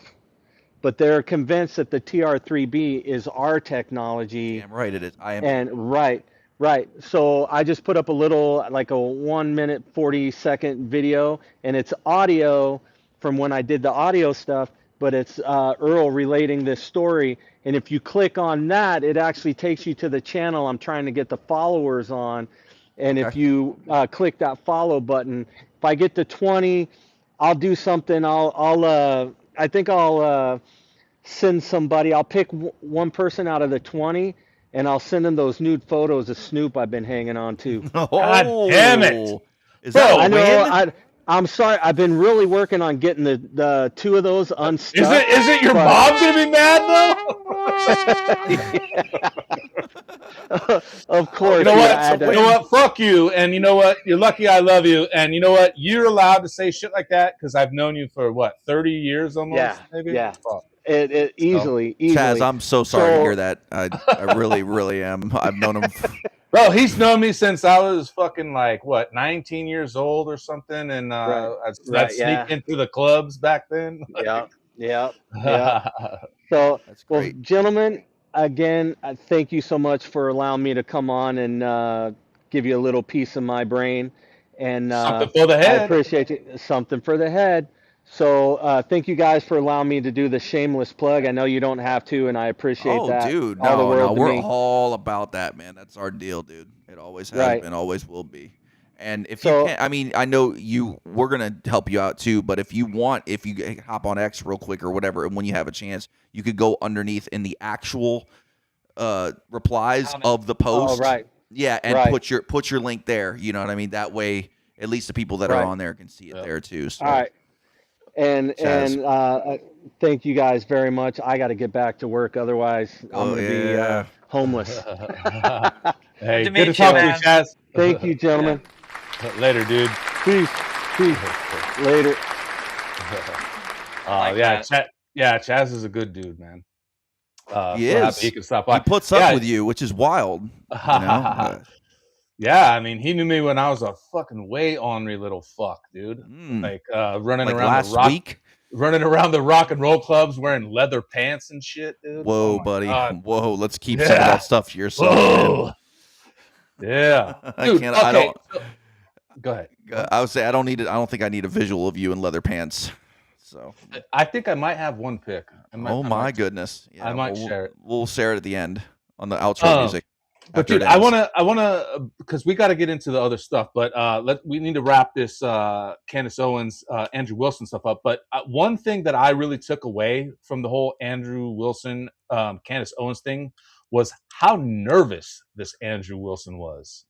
Like, I have a video here that shows his foot shakes.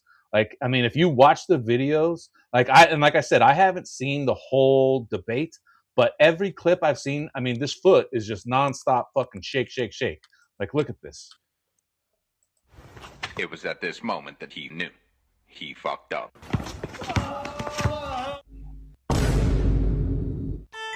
Oh, this fucking goddamn music's gonna get us. We'll just mute that shit. But I mean, there's tons of videos out there of this. I mean, it's just nonstop the whole freaking debate. I mean, this may be the biggest thing that he's ever done and will ever do.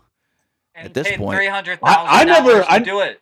I Yeah. never heard of him until now. It's like a buy-on. That's basically what he did, was a buy-on. You know what I mean? Like in the music industry, that's what we called it. You know, if you wanted to tour with like a bigger band and you were a nobody, you do a buy-on. You know, you buy on to the tour and you basically pay that band to be on tour with them. That's kind of what he did in a sense. So to get his game stepped up, you know, I know everybody kind of knew him as the dumbass who fucking sat there and talked to stupid fucking whores to make him feel smarter.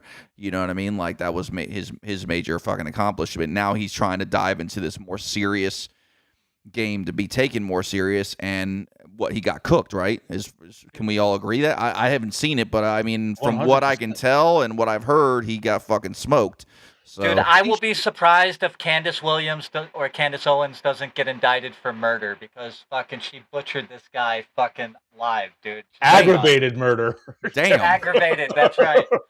Dude, Damn. Yeah, hey, because there was a child pregnant or a child present, dude. She's pregnant, dude. So yeah, right? they'll get the enhancement. And you know, like we just talked about this on Monday, right? This is the guy that was condoning the grapes, right? Yes, yes, exactly. Yes, I did see it on Mainstream Mondays, tune every Monday night. Yeah. 6 p.m. Yes, So, I did see that. This dude is a complete fucking scumbag. Owen Benjamin posted about him today. Looks like St. Pickles of Ashore had an earpiece, and if you look in, look at it in this ear, and right? he's here. playing with it. You can see videos of him playing with that actually. To be fair, But I didn't know he had an earpiece. To be fair, it could be an in-ear monitor, right? Okay, that's true. Yeah, Okay. like, Because you they know have what I mean? teams. I'm They wearing do an have earpiece. teams. Yes. Okay, we'll be fair. You know, Or the impractical jokers are on the other end going, now say this. nice. or enjoy the show, right? Right. And that's Right. all it Dude. is a fucking show. Just saying. And that's the other important thing. Like, regardless where you stand, right? Like, obviously, I don't believe the Fed slap 100%. I'm kind of Team Candace, right? Mhm. But you gotta at least remain open of maybe Charlie isn't dead, or maybe Charlie Robinson did. It may not really be feasible, but you have to at least, like, be at least willing to hear the evidence from the other side so you can make an informed decision. Yeah, which that's what kind of pissed me off when I seen some of these people I know. I'm like, really though. But whatever. I don't want to. You know what's amazing to me is you have all these like influencers out there, and I'm not going to call them out by name, but there's a lot of them, and you know who they are. Probably all the ones that got those fucking white notebooks, and they sit back and they go along with this agenda and plan.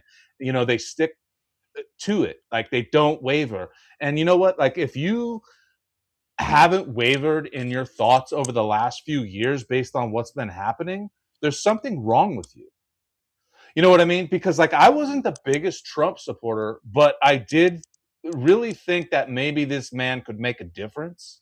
Mm-hmm. Like I thought maybe somehow it could happen, but he's just proven to be a fucking asshole and, has gone against everything that he ran on. I mean, we still don't have Epstein files. Nothing's come out of those. He calls it a hoax. Right.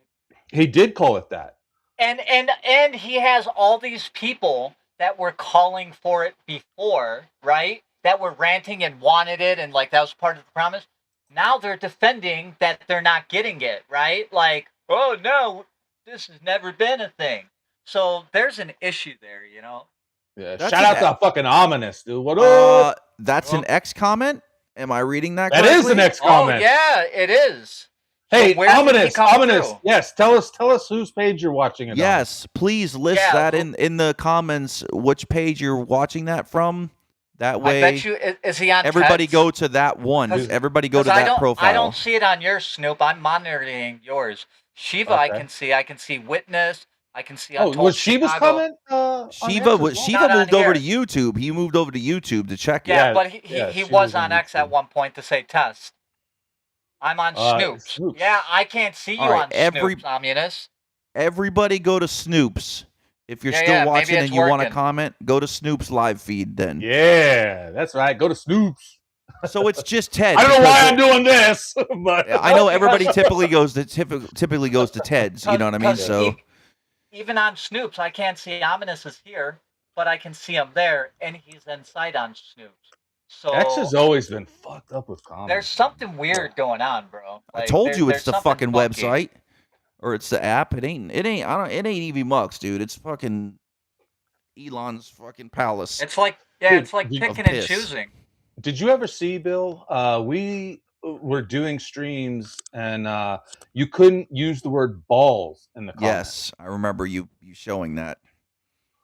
So I told you my new profile picture's working. On the stream setup, did you yeah, I did you mean- by any chance hit something on the stream setup where it limits chat on any particular thing? No, You know, I it don't has even. those variables or whatever, where it's I like, don't even nobody know how to can, do people you that. know. He's like, I don't even. You're giving me way too much credit. Well, I hit fucking record. I don't even know, dude. I hit the button, I say a few things, and I'm gone. Boom, douche, no move. But yeah, man, you guys No, fucking heard about listen. this? Go. Listen, we gotta discuss this real quick, okay? Were you or were you not a Freemason? This I needs to was come- never a Freemason. Did you go to apply to be a Freemason? Yes. Why are you choosing to? Because address I feel like you've changed your profile picture now in this within a week of admitting to apply and get denied as a Freemason. Technically, I was never denied. So I'll tell you exactly what happened. Is they pulled my application because they really liked me and they really did want me to join. I'm sure they did. But there were other. So you have to have 100% approval. So if one person says no, you don't get in. And some members, I guess, had questions. So the lodge master, or worshipful master, as they call it, he chose to pull my application rather than submit it, because if it would have been submitted, I would have been denied. So now, and if you get denied, you can never reapply. Now I'm actually eligible. I could reapply if I wanted to, but I wouldn't dare do that. No, not at all. So you're And not by a the way- sleeper. You're not a sleeper, right? Like you just haven't been sleeping. Oh and no, all of a I sudden try to sleep every you got night. the call, I don't you got get the much, call. You but- got the call, and now you're coming out. Oh, by the way, keeping in touch with that, you know where it leaked yesterday after the debate that Andrew Wilson was a master mason. He confessed to it, right? Oh, that's And he right. said, That's right. He said, I was only in it like 2-3 years. So I went on his page and I asked him. I said, hey Andrew, what'd you get? Like, did you stop at the 3rd degree? Because that's where you really got to get to be a master mason. Right, I was Everything gonna else say, after yeah. that is optional. Right. And he's like, yes, sir. So I just capped it, and I was like, okay, he verified it. You know, like. Oh, he okay. answered you. Oh yeah, he answered me. Yeah, and then I sent it. I sent it to you, right, Snoop? And I was like, hey, Yeah, dude, you did. right? You did. Yeah. So yeah, Did you he see the way verified he it. answered that, Bill? He was like, yeah. Who's not gonna fucking answer me? I like that though, I'm man. fucking Templar. No, both of you guys got connections, man. You guys got some flex, dude. I love it. You know what I mean? I really, really do. Well, So- mine is because I can keep my mouth shut. Like when I talk to people in the background, I never post about it. You know what I mean? Like, so it works. You know, like. Me, I just think talk to that's everybody. why people trust me, because I don't blab their shit. I can just shut my fucking mouth. It's, and you know what's crazy is like with Freemasonry, they're really not hiding.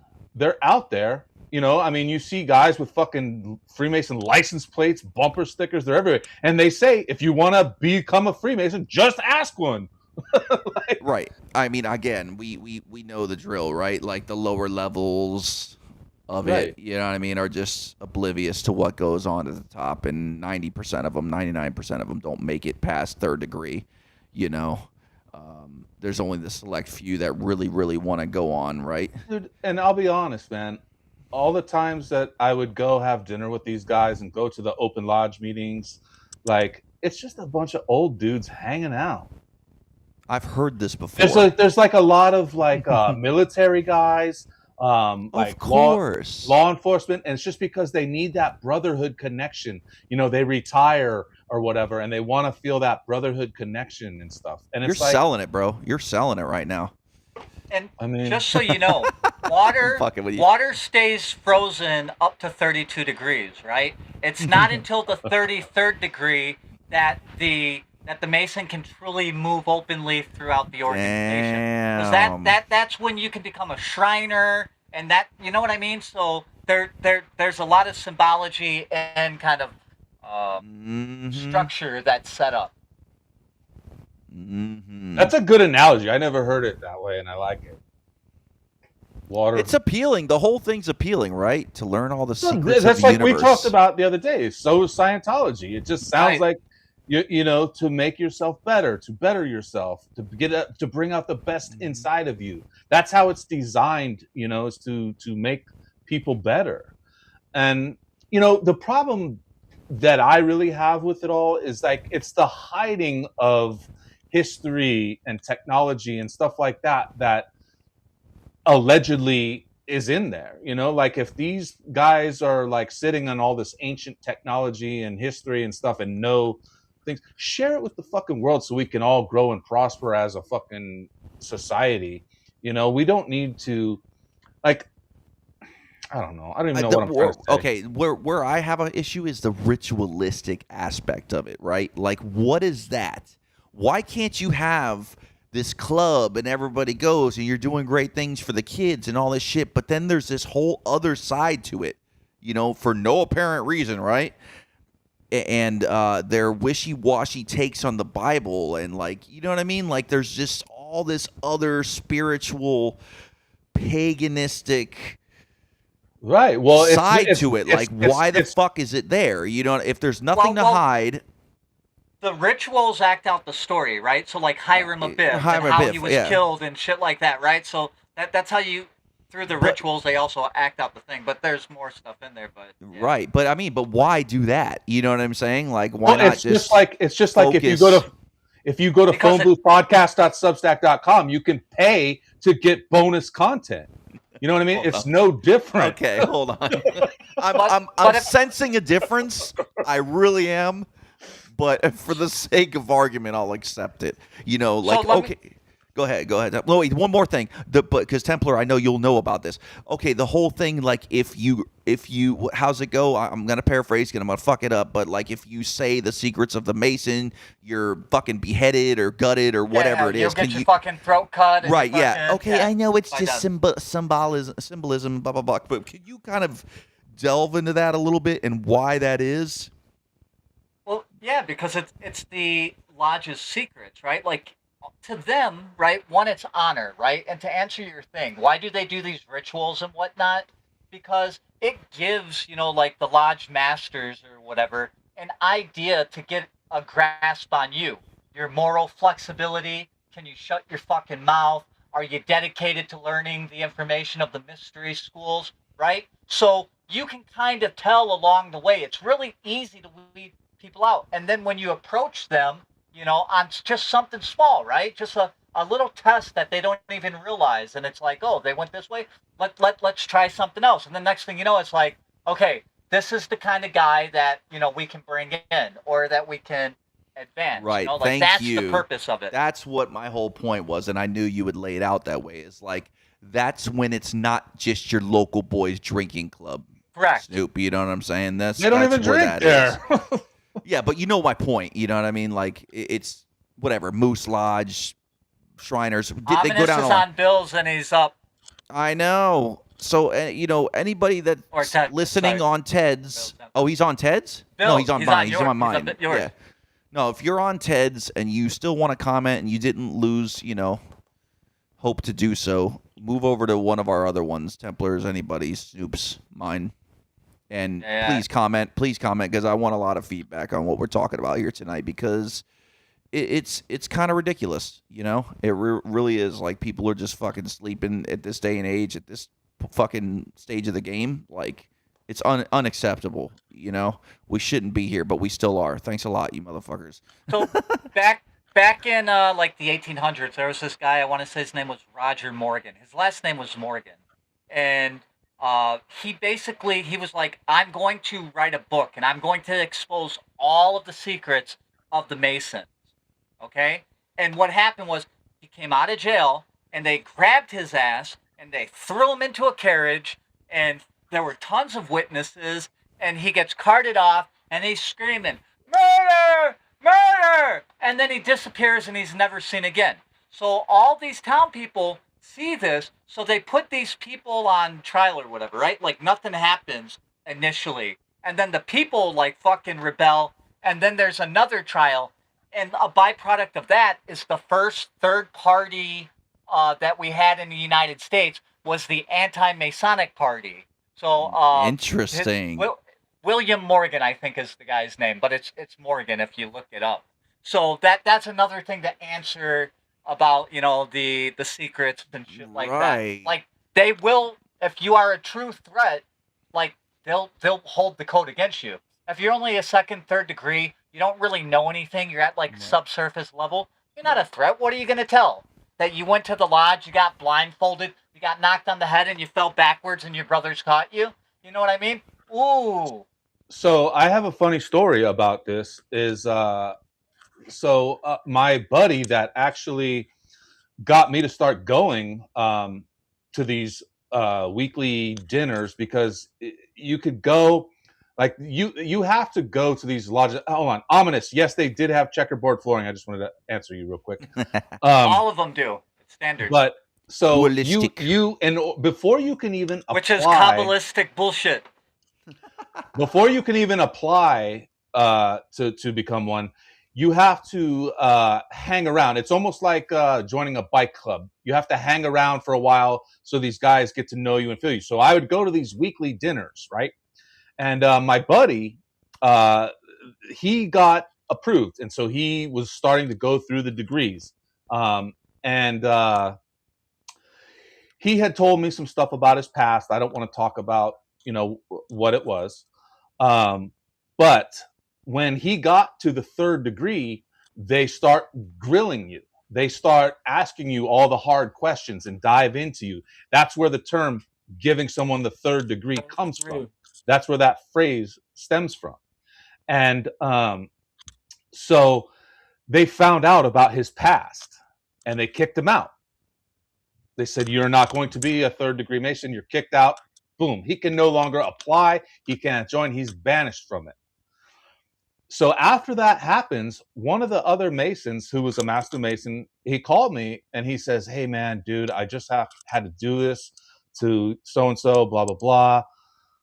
You know, and he was telling me about it. And I said to him, I go, yeah, you know, I fucking told him not to lie on his fucking app when he did it. I said, if you just, because he, like, my buddy had asked me, he's like, what do you think I should say on this? I go, just be fucking honest. I think if you just be honest with them and tell them about it, they're going to see that and not give a fuck about what it is. Right. And then, so when he said that to me, I go, yeah, I fucking told him he should just fucking list it on there, you know?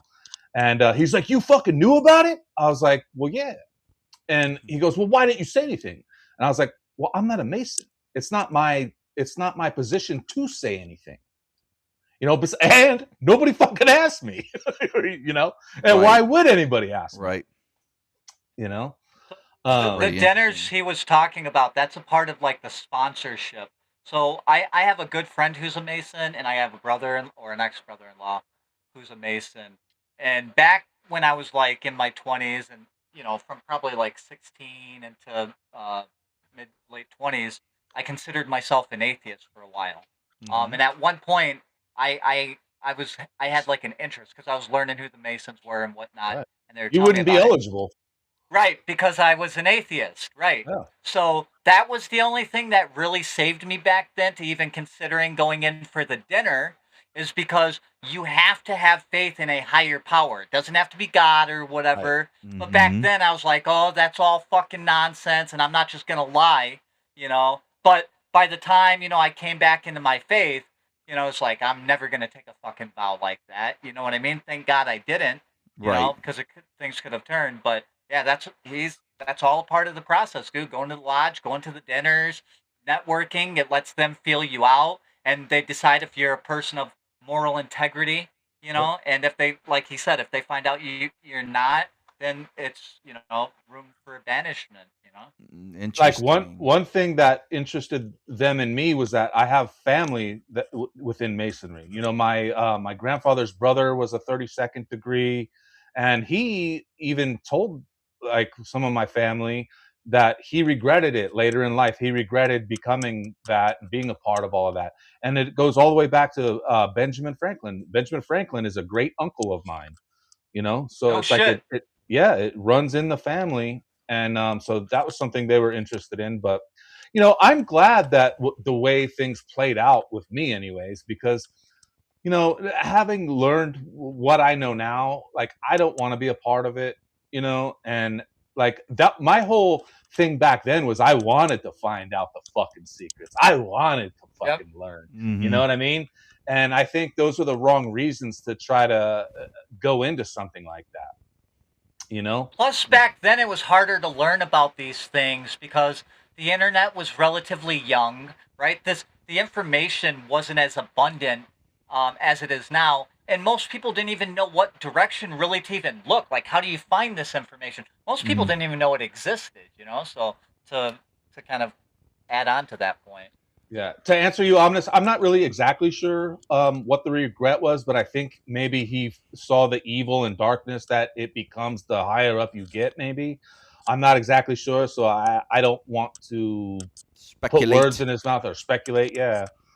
But, you know, it's interesting. Let me read this other comment. Yeah, you probably thought he put it on the application, so why would you say anything? No, I knew he didn't put it on the application, and that's, I think, where he fucked up. Like, I really think that they don't care if you have a checkered past. Just be honest about it. Right, because they want to know that, you know, you... they want that dirt on you. I was just gonna say they would love nothing more than to have something on you. So Right, why it's not like be honest and make? They're gonna tell you there's nothing wrong with that, but in reality, they're like, "Oh yeah, that's a gift right there." You know what I mean? They can Did you guys ever see the movie The Skulls? Yes, I yes. did.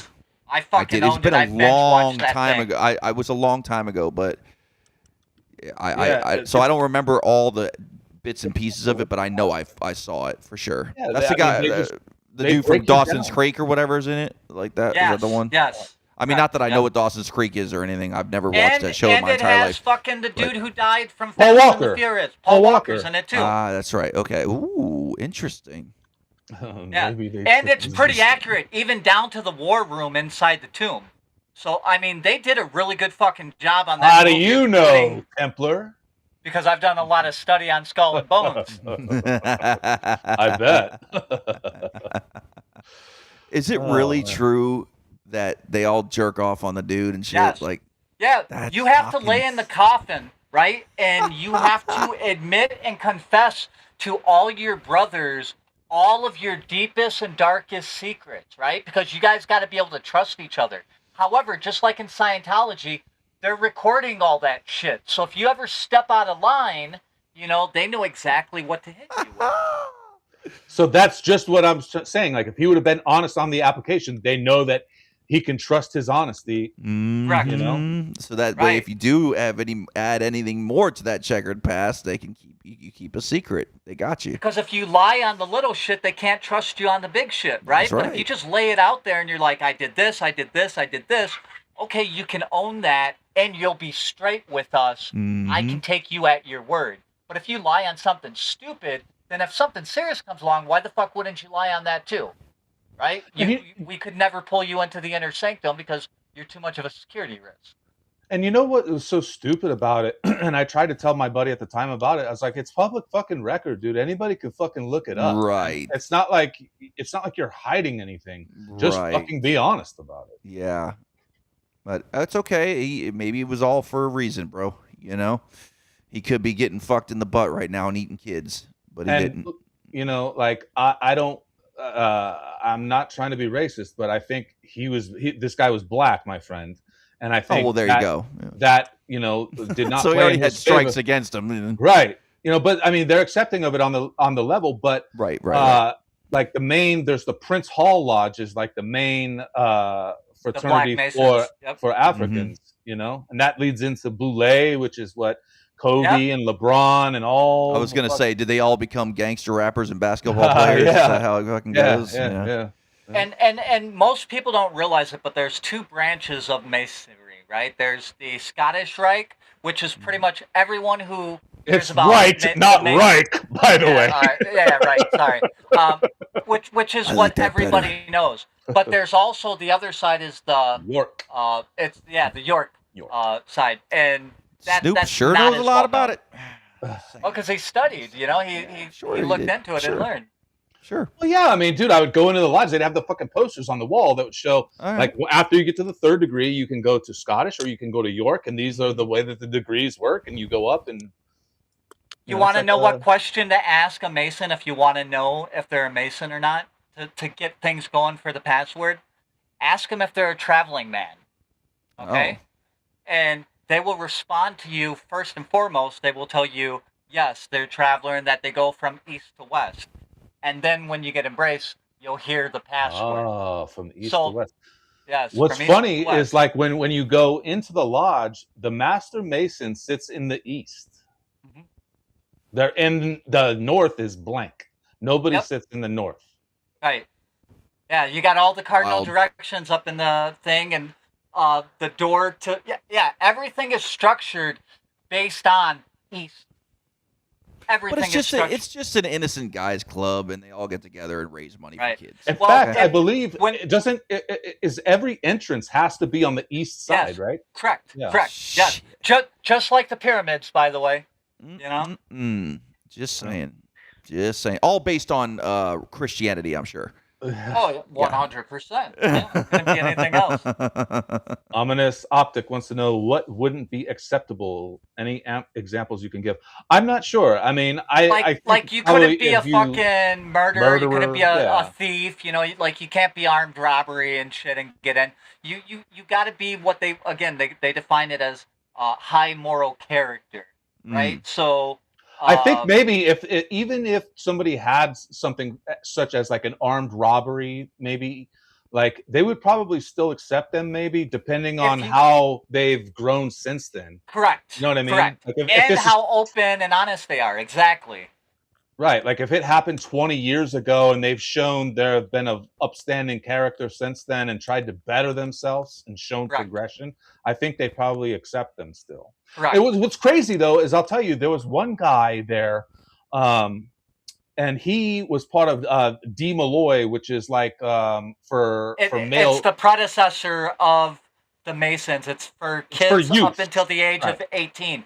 Disney was De Morlaix, and De Morlaix starts from Jacques De Morlaix, who was the Knights Templar and got burned at the stake. So that's how all that transitions. So he, this guy was a part of that, and then when he went to become a Mason, they weren't going to accept him at first. I guess maybe he had some stuff that had happened in his life. I'm not sure. Never really got into it, but they eventually did let him in. And when I was talking to him, like at these dinners and stuff, like like do you regret joining? I was asking him these type of questions. Do you regret joining? Would you do it again? This and that. And he's like, you know what? I don't know, because they didn't want anything to do with me for a long time. Even though that I was a part of the De Malloy prior, there was a long time that he had been trying to become one. And he said they finally accepted me, but for a long time they didn't want anything to do with me. So, he said, I don't know if I would. Weird. Yeah. Weird. Oh. Anyway, we'll switch some gears. We'll switch some gears. We did, but I thought it was. I actually think it's fascinating. Well, the whole reason that you brought it up is because these fucking assholes online keep accusing me of being one, and I'm sorry that I know a lot of fucking people. I know a lot of fucking people, but it's because of where I grew up. It's not because of any group. Maybe everybody is a Freemason. Maybe. They say there's only 6 million of them in the whole world. They say there's 6 million. That's something about that number. That number, right?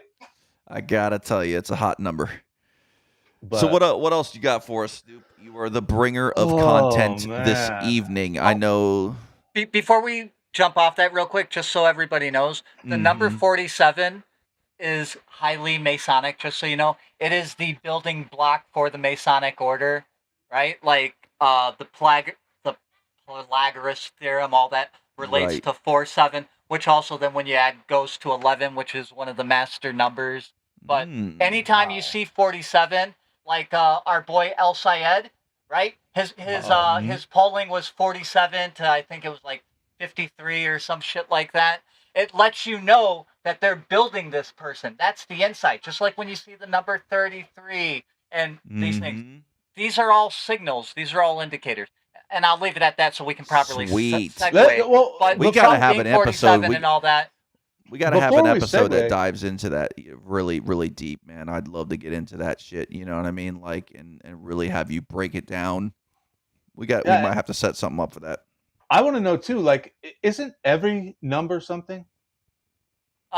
Yes, but Yeah. Different things because you're going through and there's different ways. So 0 through 9 was one number system. Okay, that was the Babylonian system, right? The base. And then when you got to the decimal system, the 10, right, was the next one, right? And then it jumped to 12, which goes to like divine, and that's your, I can't remember where it came from, but that's how you get your dozens and all that. So 11, 22, and 33 are the mask numbers, and then inside each number represents something, right? But then you also have, yeah, it'll take a while, but yes is the answer. Isn't that 12 like have to do with like the majestic 12 and all that shit? Like 12 is divinity. So Right. 12 is a number that you'll see based on nature or God. It is a divine system. 9, 10, that is a base system for like man, etc. You know what I mean? So it's a structured, laid out system. And what was 11 again? 11, 22, and 33 are considered master numbers, building numbers. All right. So that's why like 9/11, 7/11 are one and the same. September, right? Septum, septera is 7th, right? So September 11th is really saying 7th, 11th, and yeah, dude, there's a lot. Yeah, we're gonna have to set up because it's all Kabbalistic type bullshit, right? Like so when mysticism. You hear that duality, like just know that's some mysticism that goes to a certain branch. Ominous wants to know, at what number do you find out the Earth is flat? 360, and that adds up to 9. So actually, boom, you actually, if you go to Morals and Dogma, okay, Morals and Dogma, I think it's on Albert Pike's Morals and Dogma, and you go down to, I want to say it's somewhere like the close to 33rd page, but it's not exactly. But it'll talk to you. It'll talk to you about trigonometry. Okay, it talks to you about trigonometry. I'm triggered, all right. And then it lets you know that trigonometry is the 2 lines based on a flat surface. So a 90-degree line is going from the bottom structure straight up, right? And that's in the flat Earth, or the flat system, is the other part of the angle. That's how you get your 90-degree angle. And by the way, the Masonic symbol where you see, like it kind of makes that little V? Yeah, that's a 47-degree angle, okay? Very so, like, nice. all of it has structure. All of it has meaning. Wow. But anyways, let's go on to the next nothing thing, occultic about it at all. Nothing occult about it. You know what I mean? Like, it's just fucking, again, a bunch of guys getting together. All right, so we can move on from that, So we got Chaz Stumbo's hero here. Donald J. Trump, back in Orange Man Cometh. The Tangerine Dream, as Sith Kitten likes to call him. He was anointed back in July 2023. He was given the Toro crown, which is King of the Jews. Hold on. In 2023? Yes. Why are we just talking about this? Well, because we needed content today, William. Oh, okay. I didn't know if this was like a resurfacing thing or something like that. It came up in my feed yesterday or something, and I was like, oh, we should talk about this because a lot of the things that are happening kind of correlate here. I'll read a little bit to y'all. Back in July 10th, 2023, Trump was given the Torah crown, honoring him as the King of the Jews. In 1979, a man by the name of Leslie Donald Epstein published a book titled King of the Jews. It is a novel set in Jewish ghetto Nazi-occupied Poland during the Holocaust. The book's first chapter is titled The Golden Age. At the center of the story is L.C. Trumpelman, a charismatic con man who is appointed head of the ghetto's Jewish council, the Judenrat, it's called.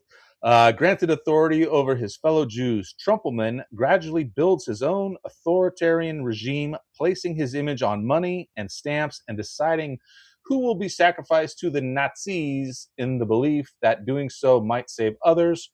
Among the other characters is Mosk, a wealthy mill owner and influential businessman within the ghetto. As his power grows, the line between survival, collaboration, and tyranny becomes increasingly difficult to distinguish. So here's a novel written nearly half a century ago by a man named Epstein, featuring characters named Trumpelman and Mosk, and beginning with a chapter called The Golden Age. We live in a very strange matrix. Okay. And here's the cover of the book. And if that wasn't enough, if you search up Donald Trump, Cyrus the Great, you will get fucking the gold coins from Israel with Trump and Cyrus the Great. It says Cyrus the Great is alive. They put up fucking billboards of it, dude. Like they say to like it's if you know and you can pull it up, look up Trump Cyrus the Great and you'll see the fucking coins, you'll see the billboards. I mean, there's a lot more going on than we in the States know about because nobody goes over and looks at the Israel papers. You know what I mean? It's just something people don't do. But you'll see it. As soon as you see it, you'll be like, no fucking way. Yep, there it is. They already told you he's their Messiah, or he's the dude who's going to bring about their Messiah. Okay. I'm going to bring an outside perspective, and I know if Ted's still listening, he's be like, oh, shit, here we go. There you go. And look at the coin. Find the coin. They literally minted a gold coin with Cyrus the Great's head and Trump imposed on the coin.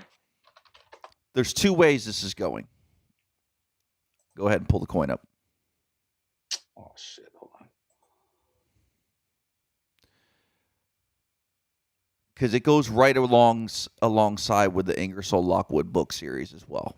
Yeah. Okay. So I guess there's your boy T-Rump and Cyrus right behind him. Yep. Wow. Now, again, we can either say that over the last few years, all this shit is magically popping up on the internet. Okay. Like kind of like a Mandela thing, but you know, all of a sudden these just happen to pop up out of nowhere. And then the internet and its backstory claims that these things are from fucking however long ago and they're legit, right? You know, do we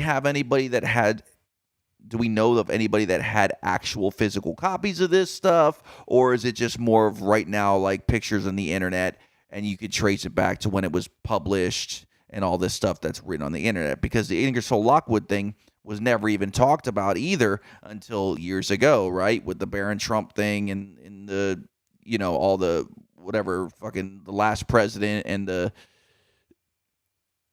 books about the magical adventure or the yes, Barron Trump and right, all Barron this stuff books. has just been popping up since he's been president since 2016, right? Before that, none of this was ever a thing. Like, it wasn't talked about. It was never out in the open. You know what I mean? Also, a lot of the, like, I tie it in with the Mandela thing. Like, a lot of this stuff was never noticed until we were heavily on the internet and things could be manipulated.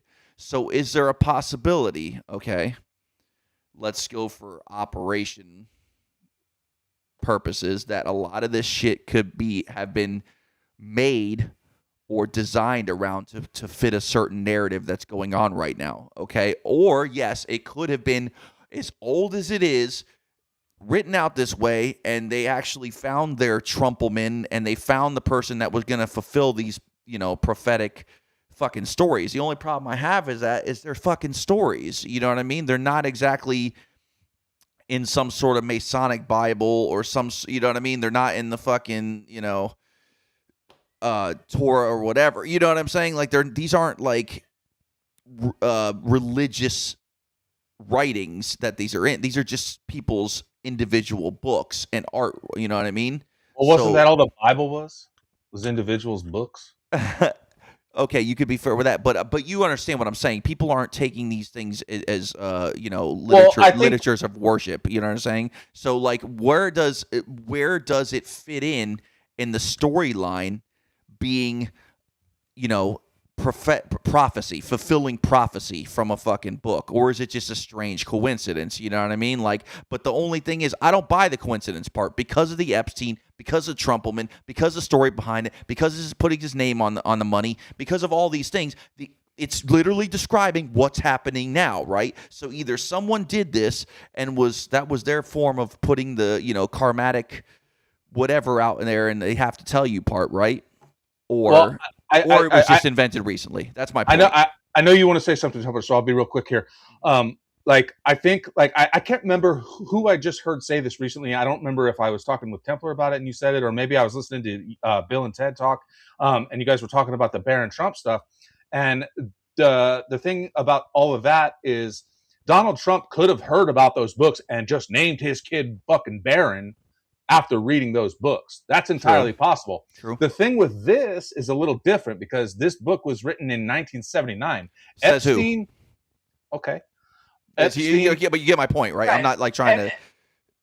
Go ahead. Well, you would have to see if you could buy a copy on like eBay or whatever. Like a first edition copy. But Yeah. there are people that appear to have copies. I read them off of the Internet Archive, but to your point, it could have been digitally manipulated and thrown on. Since I don't have the tangible book, from that period, I couldn't say 100%. Yeah, but it does get weird. Right. This is where I sit with all that. You know what I mean? Like with the Barron Trump things and things like this pop up and all that, and the fucking Simpsons episodes and all this shit. You know what I'm saying? Like, I think this is a part of their great work. Okay, and I believe that these books and these things, okay, they're not for the profane. Okay, they're not for the eyes of the profane. Every now and again, the profane see them and they catch on and they've learned a little bit more. Okay, I think these books are a part of them bringing about their prophecies with each other.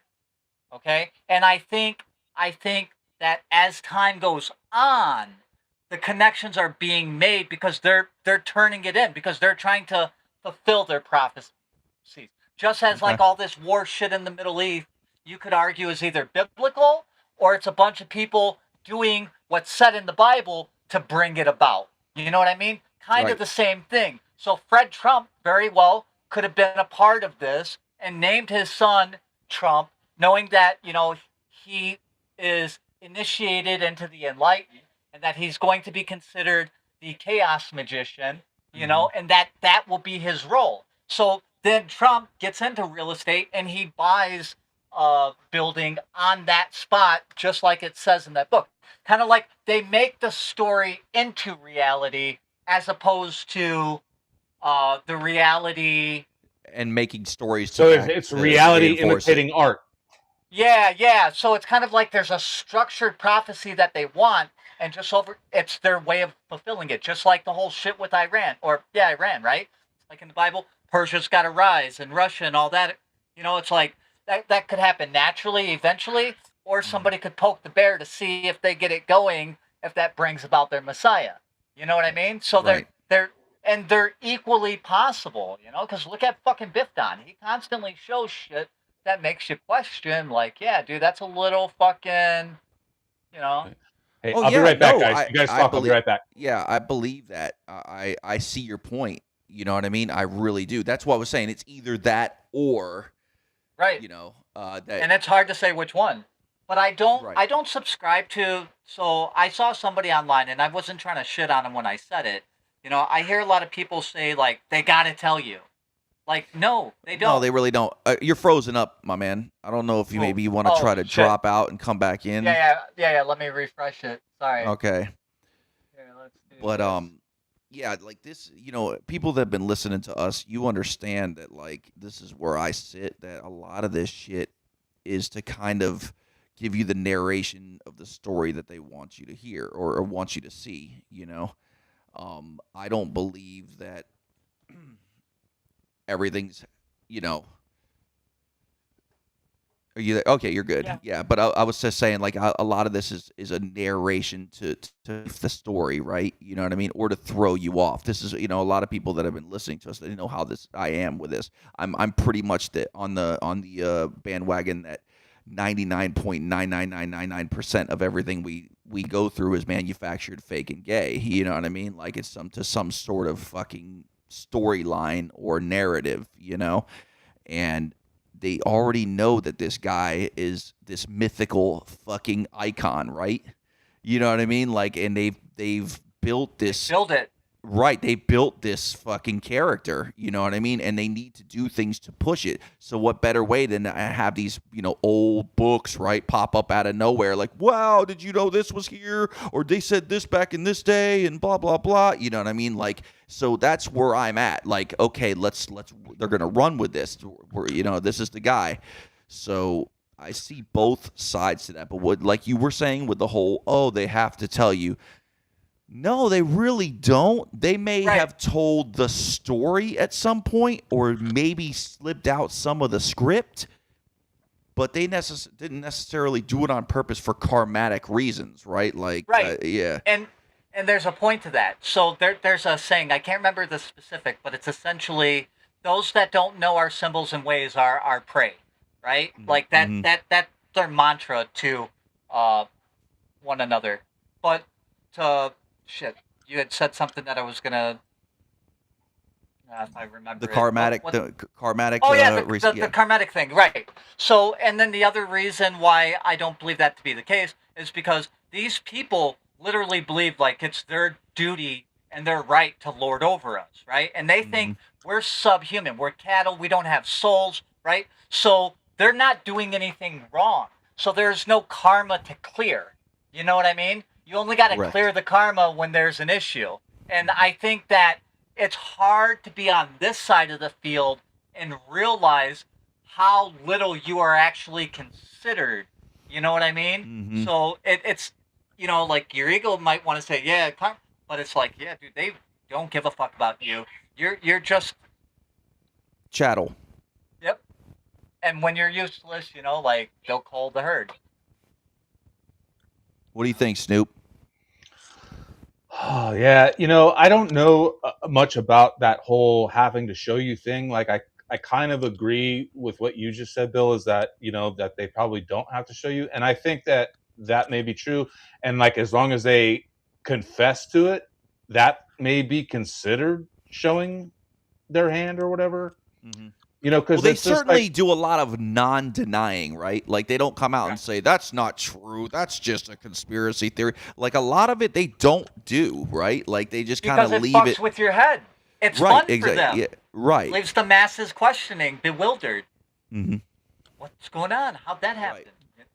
So wait, so am I right because you're not denying it, or am I wrong and I'm just crazy and you're not even paying attention to it? Yeah, you're right, and it does cause discourse. It causes this uncertainty, this non-trust. Well, there's I think like something in there like when people go into politics and stuff, they learn how to answer these type of questions without really answering them. Yeah.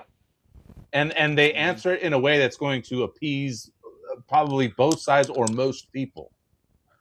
How fucking retarded? How fucking retarded is politics?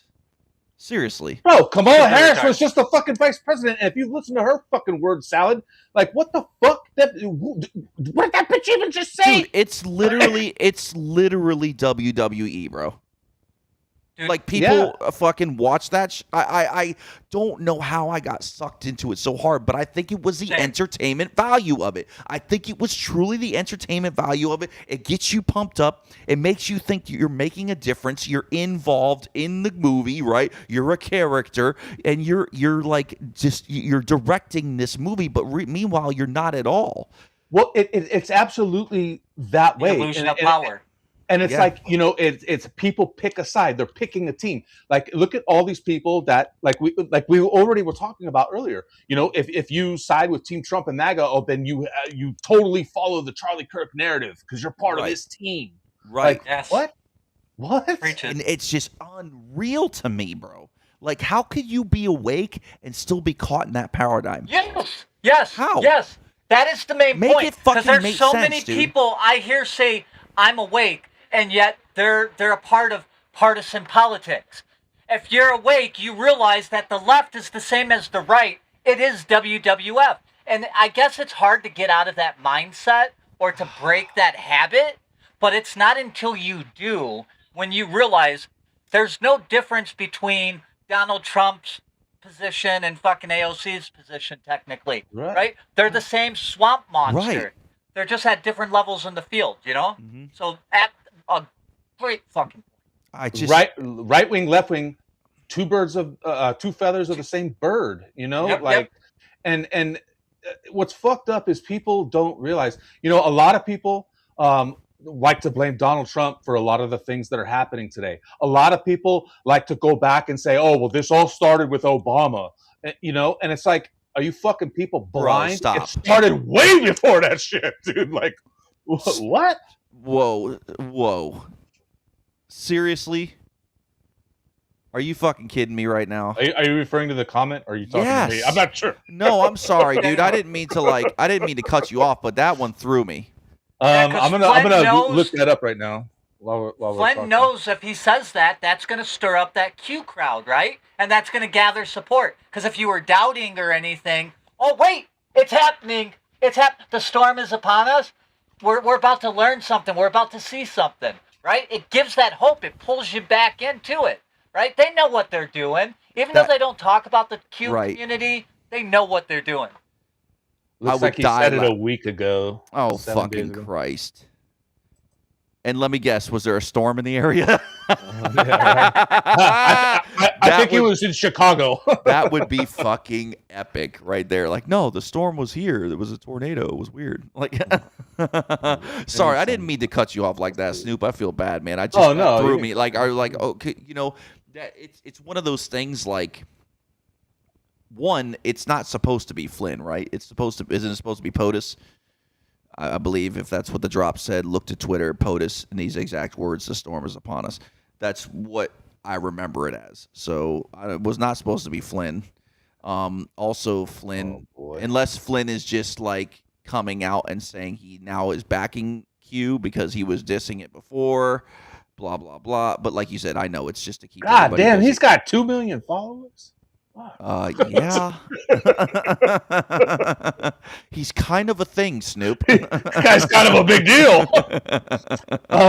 But yeah, Templar, I agree with you 100%. It just threw me because I wasn't expecting that at this time. You know, I get it. And it's funny because it goes back to, I don't know if you know, maybe you know Snoop or Templar. You've heard us talk about it before, but it was that day in Butler that was fucking wild. And we had, I want to say it was Biff Don on the program. And towards the end, I was like, we were making jokes about Q. And I said, well, you know, it's the scare event today. And then about 20 minutes after saying that's when he got shot. So there were things, they do these nods, right? They do these nods to this shit. They're still trying to keep you involved. So when I saw that, I'm like, interesting. I wonder if what's going on with that, because there's always something tied to it, you know? Well, check this out. Omnis says that 8/8/26 is when he said it in an attached video, right? Always now, on the 8th. Yeah, 8/8/8 is the Lionsgate, right? So that every year. So that attaches to Leo and all that. But on top of that, right, I want to show you, like, point out a pattern. So last year on 8/8, we had that big fucking earthquake. Then this year on 8/8, what happens? We get that 7.2 magnitude. 7.2. Wow. What, you know? Or yeah. Wow. Or is it Okay, that was on 7.4? that was on the 8th? Yeah. The one in Columbia? The Lionsgate is 8/8 and 8/9. Yeah, but yes. It's the same thing. It's the same time period. Just like Charlie Kirk and 9/11 and these things take place in certain seasons or dates and times. There's a rhythm. Right. There's a pattern you're right. to this. So Right. I have the post right here, and I'll read it to our audio-only listeners. Breaking, the storm has arrived. In the old days, one would ring the church bells warning of an incoming storm. People from all around would understand exactly what was happening. Right now, church bells across the country are ringing. The question is, anyone listening? I do realize some of you are listening because we communicate with each other fairly routinely. You get it. Despite the advent of social media allowing warning signs to be addressed, its sound must not be loud enough. Most of America doesn't realize how far we've gone over to socialism. Politics, as usual, won't do the trick anymore. Voting still matters, but we must seek new leaders and quickly get rid of the uniparty establishment that has brought us to our knees. Seriously, we can't even pass voter ID. History has a tendency to repeat itself. Sometimes it's the same plot with different actors with a modern arrangement of an old musical score. Those of you that are musically inclined will understand that phrase. When I say globalists are on the march and have a death grip on institutions all across America, I mean it. I speak about accountability all the time until many of you get sick of it. I see it in the comments. I will not relent. Without accountability of those who committed the most egregious crimes of treason or conspiracy to overthrow our government are placed in checkmate, the storm will not subside, and in fact, it will only grow in intensity. Warning, the storm is here. Okay. And there's a sweet little GIF that he has here. Is that how you say it, or is it GIF? Whatever. It looks So like what a do you make- crusader, by the way. Right. I was gonna say, what do you make of that, Templar? So to me, that's a call. I was never a Q guy, right? I mean, I learned the basics through hearing people, but Right. to me, that's them throwing out. That's a signal, right? Mhm. Like, if you believe this, but probably more so, like, to us, because everything's like a parable, right? It all has double meaning. There's the meaning to the profane, which is us, and then there's the meaning to the enlightened, right? So I think that it's basically maybe a signal of something popping off, but at the same point, maybe it's supposed to rile up the Q crowd too for support, you know? But guess what the timestamp is on that fucking tweet. Sorry to cut you off. Don't fucking say some like 33 or 9/11. What is it? 422 adds up to 8. Get the fuck out of here. On the Lionsgate, 8888. Yeah. Yep. And then look at this, by the way. Look 88. at what's his name. Something for the headset. 7 + 2 = 9, which is 711, which all relates. There's a pattern. There's a rhythm. There's a communication that's happening. So, all right, it gets even worse, right? So okay, let's do it. If you mirror 422, that's 224. If you go to post 224, yeah, dude, you know where this is going. Don't even, bro. Who knows where the bodies are buried? The map is in front of you. Flynn. Reread. Expand your thinking. Purpose for time being spent here. Q. Flynn was the one that knows of where the bodies are buried. Unfucking believable. These people, maybe these are the people that are sick. They know these people are sick. Dude, he was accused of being a pedo. Flynn was heavily accused of being a pedo. They all are at some point or another, you know. But so Templar was dead on with that. Now that you're talking about the Q posting and all that, like, wow, bro. wow. Okay, yeah, good shit, something. Yeah, so again, I mean, anybody that thinks it's not real, I think you're fucking crazy. It's the point of it, right? Like the drive behind it.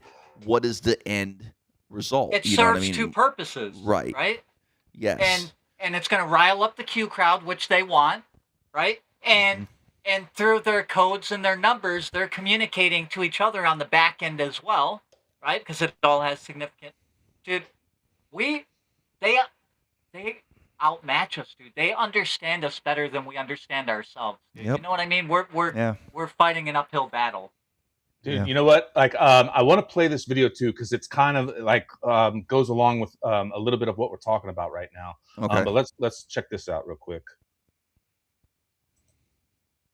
The president. How could the guy who lived next door to me? I have a higher clearance level than the president. How could the guy who lived next door to me have higher classification than the president? I said, how did you get that job? And he said, well, I was briefed in an underground facility in West Virginia. What was that like? And he said, well, I used to cry myself to sleep every night. I said, well, what would make you cry yourself to sleep? And he goes, this is not the world I thought I was bringing my daughters into. And so I pressed him on it, and he kept saying, I can't talk about that. I can't talk about it. This is like classified information. Finally, after he'd had a couple drinks, he said, I know when you were growing up, you were into science fiction and comic books and all that stuff. I can tell you this, aliens are real. They're here, and I've seen them. And I said, well, are they alive? And he paused and he said, I can't say. Then I came back at him with, if what you're saying is true, how does everyone not know about it? And he said, oh, lots of people know about it. You could walk into any bookstore and you're going to find all sorts of books on the shelves with lots of truth. But right next to them are the books that we publish, full of propaganda. It's a multi-billion-dollar campaign to cover up the truth. There's only one thing that keeps this world spinning. That's the global economy. If you disrupt that by taking away the reason for people to live their lives, everything falls apart. What's the advantage of giving people the truth? And I was like, so you're telling me it'll never come out? He said, if it has to. So is that, what's going on right here is they're putting the truth right here for us, Yes. but we're going to question it because it's alongside all of the other bullshit. Where they flood the zone. Yeah, absolutely. If I mean, I don't want to go off on a tangent, but if you look at the start of the United States, right before we got here, when the Dutch came, do you know where the Dutch settled? It was Manhattan Island, right? And it was literally right where the fucking World Trade Centers are, right? And this was the Dutch. It was an economic zone. They had the first stock market. I mean, they were fucking world traders, right? And then the British pulled up with 4 ships and said, "Give me your shit, motherfucker. Brace yourselves." And that went, right? And then we have They had the cannons pointed sideways. That's right. And Radio City and all the major electronic aspects of the digital age grows there later on in life. Mhm. And then places like the World Trade Centers, the financial hub of the world, just like it was with the Dutch, rises up and sprouts there, right? With the 2 towers. And then they knock them down because the truth stands between the pillars, right? They knock it down, which symbolizes the destruction of the illusionary system of what they were leading around us, like good times, whatever you got. And they put up their one, right? Which is the finance system in the world that we now find ourselves into, right? It's all the symbology. It's all like laid out. I hope I articulated that well, because it's hard to, like when you speak to these things, it gets fucking weird, and it's like. Where are you at with the alien thing, Templar? I don't believe aliens are real. I don't believe that. I seen a dude talk about like blue ice and all that. I believe that's a thing, but I don't think that the firmament is necessarily ice. I think it is some type of electromagnetic net, right? The higher you go up, the more electricity you get. Golden Dome. Right? And if you have the ice wall and all that shit's really cold, then you can engage with electricity and extreme cold. Then you get shit like quantum locking, right? And from there, that would explain how you could get quote unquote satellites that would just float across the fucking grid, and you wouldn't have to be in space because you would be using quantum locking, right? Magnetism plus cold equals levitation, right? So you could, it fucking gets real weird real quick.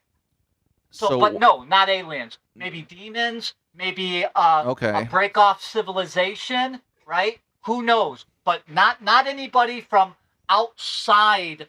Right. Yeah. No. I meant like so. I'm simplifying it more like we already understand that the space is fake, so we're not going to call them beings from outer space, right? We're going to niche that out of the conversation completely. I want to know because where I sit, I think that that whole narrative is part of the psyop from the get. You know what I mean? That a lot of these, even right down to Roswell, was a fucking psyop. Like this is where I'm at. Like it's all been these manufactured fucking stories to reiterate this lie that we're so much smaller than we really are, and that we're these, you know what I mean? We're in this infinite universe, and the possibilities are endless of other fucking beings and all this other shit. You know what I mean? Like in the 40s after Roswell and into early 50s, the military actually would update people on the UFO phenomenon, right? So originally, even though they didn't know anything, or they wouldn't say too much, but they would update. It was something that they would essentially validate.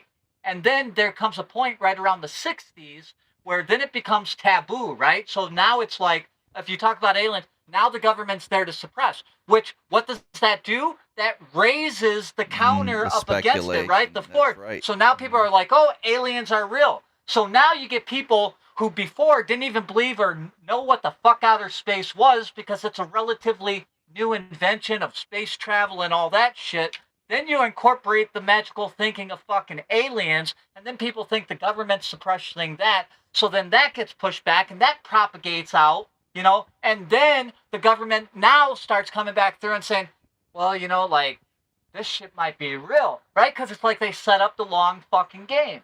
They understand us. They understand if they push we'll push. If they pull, we'll pull.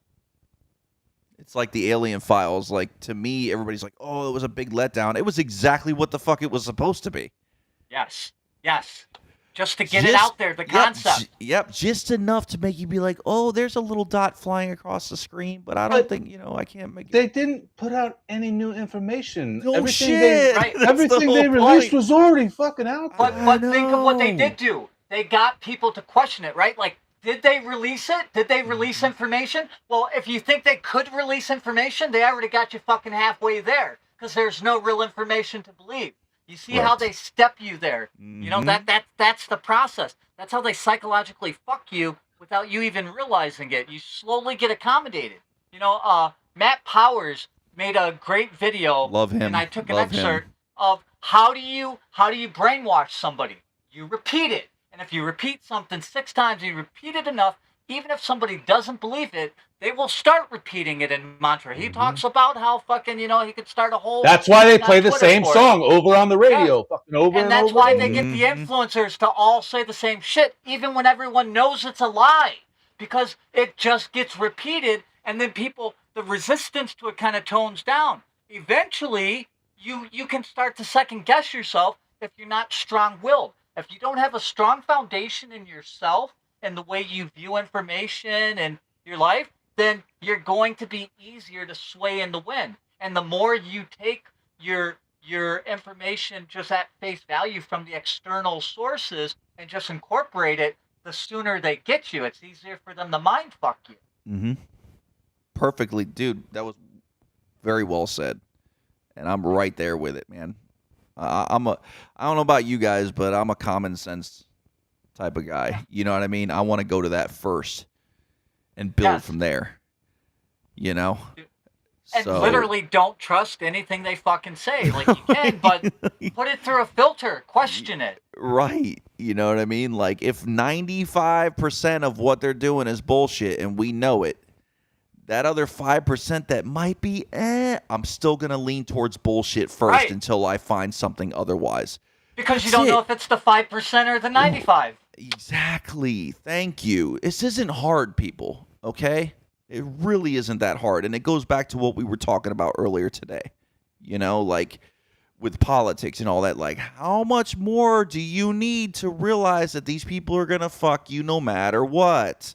You know what I mean? How many times must we repeat this? Okay, this is, even if it's not some operation to make you wake up and it's just the fucking, revelation of the method or whatever you want to fucking call it.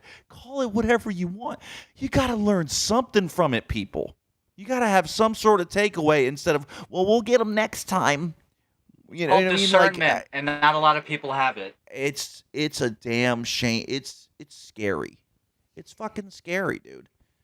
It really is. The problem is, dude, is that us's sit and we study all this stuff and we research these things and we're caught up in this stuff.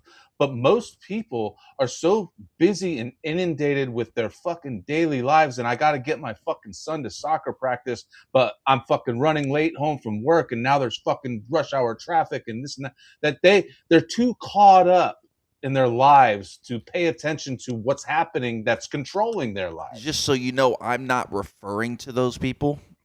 Those are normies. Yeah. They may become unnormied at some point. Right, but I'm referring to the people in our movement and stuff like that are still like, okay, let's, for instance, the government lies to you, they're out to get us, but space is fucking real. Like, NASA doesn't fucking that's the hardest thing about being a Trump supporter, I feel like. Is, you know what I'm saying? Like, you may be awake and aware of all this other bullshit, but you're thinking Trump's going to come in and save you. Like, and I'm not going to say his name, but y'all know who I'm talking about, a certain foreigner who's a big supporter of him. Like, he's awake enough to realize the fucking bullshit around it, but he still fucking won't back off of this. Has been the overall theme of tonight's discussion, is exactly what you just said. The other thing is, people want to take shortcuts, right? And the problem is, in shit like this, you can't take the shortcut. There's a hard learning curve, right? Just kind of like when you get into flat Earth, right? Like you can learn about a couple concepts or whatever. There's a learning curve with flat Earth. Yeah, well, yeah, right. Funny.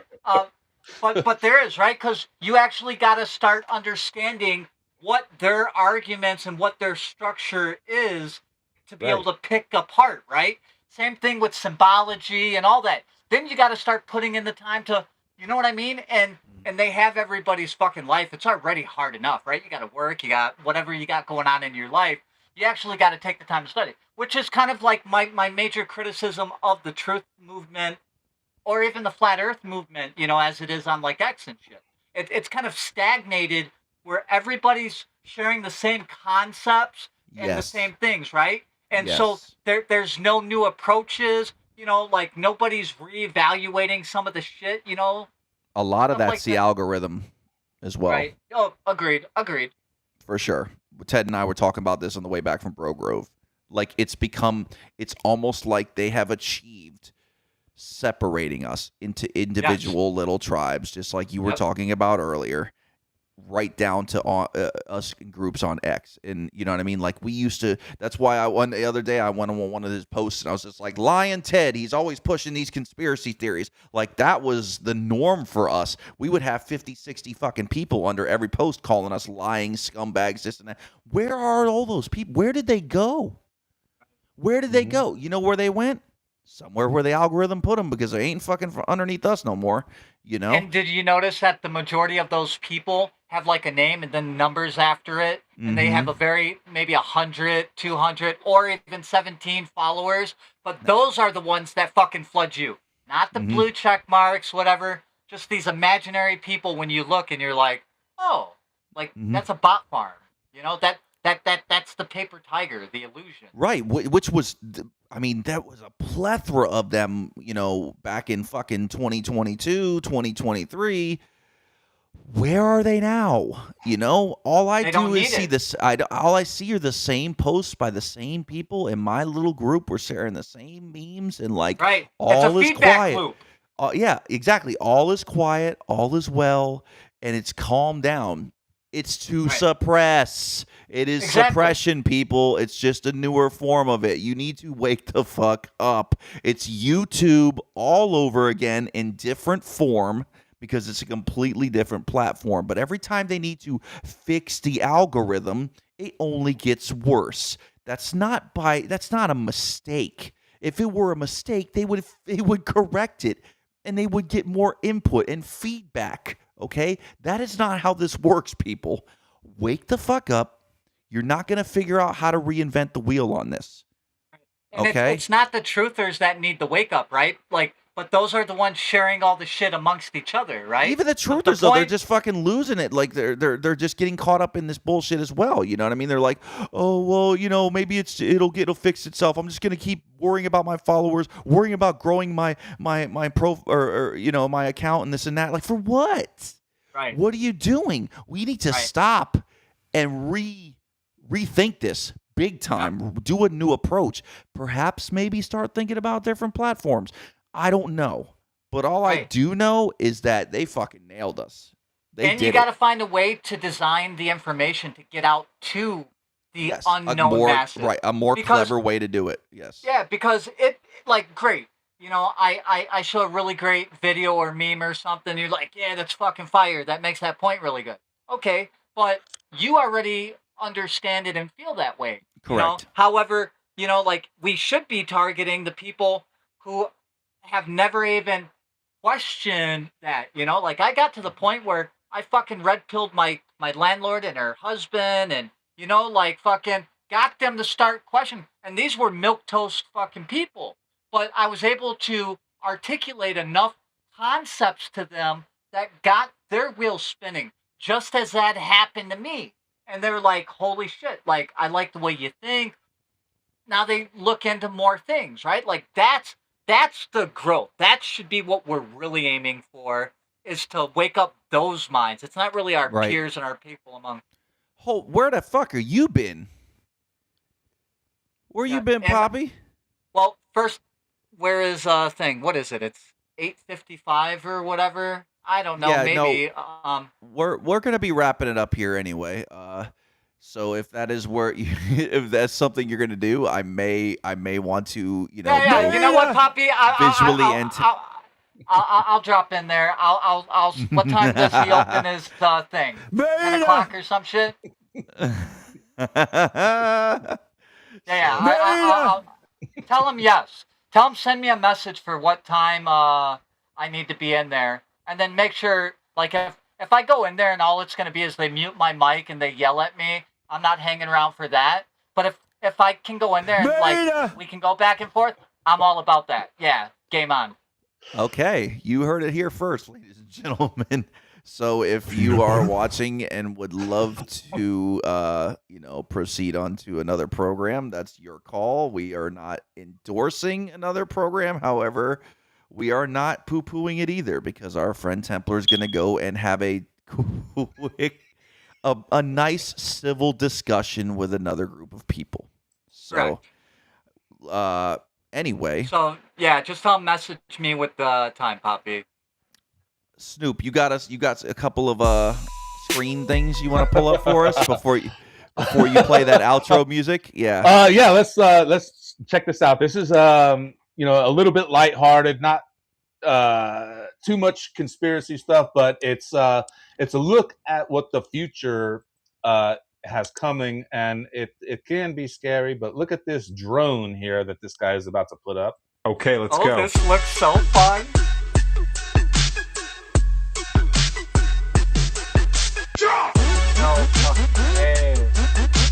Okay, let's go. So imagine that shit's flying across your screen, across your sky at night. Like, another form of advertisement. What a shot. Or it has your Okay, let's face, go. right? Or it has your face on it because they're looking for you, or they're trying Wanted. to shame Yeah. you, or Nice. you know. Interesting.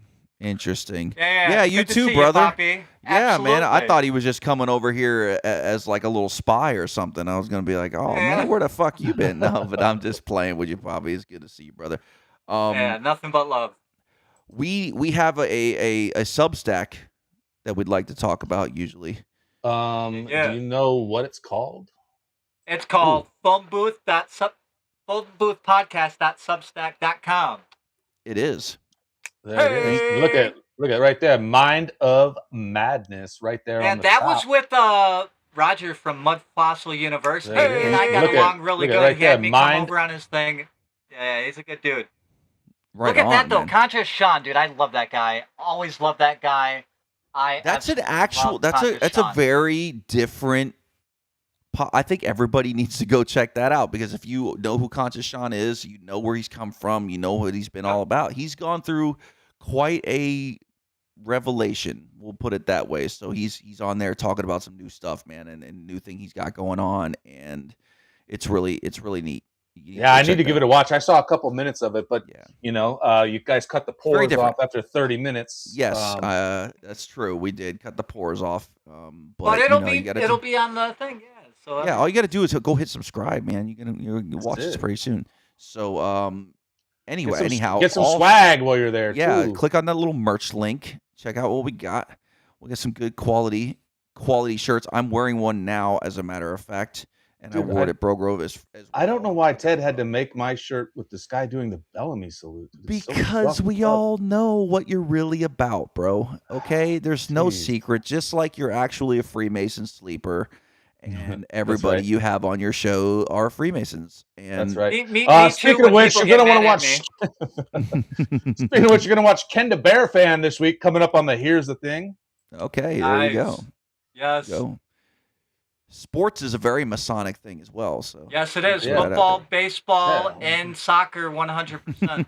That's because it pays respect to ball, dude. BAAF. hey now, at least you know. Hey. At least you know you're forthright with it. And we go to Can-Am bullying because you got to have some stuff that you could put in socks and beat people down with. Not only do I talk about heavy metal, I promote precious metals too. Nice, very nice. That's a good little Yes. sample right there. Hell yeah, that is. That's a Brilliant. great little sample. Yes, get your gold coins, your bullion, all that goody stuff that is actually worth money worth something, because the dollar is worth less, I promise you. And that meaning that, yes, it is worth less every single day and will eventually be worth nothing when they crash this entire fucking thing. So get something to back yourself up for that occasion.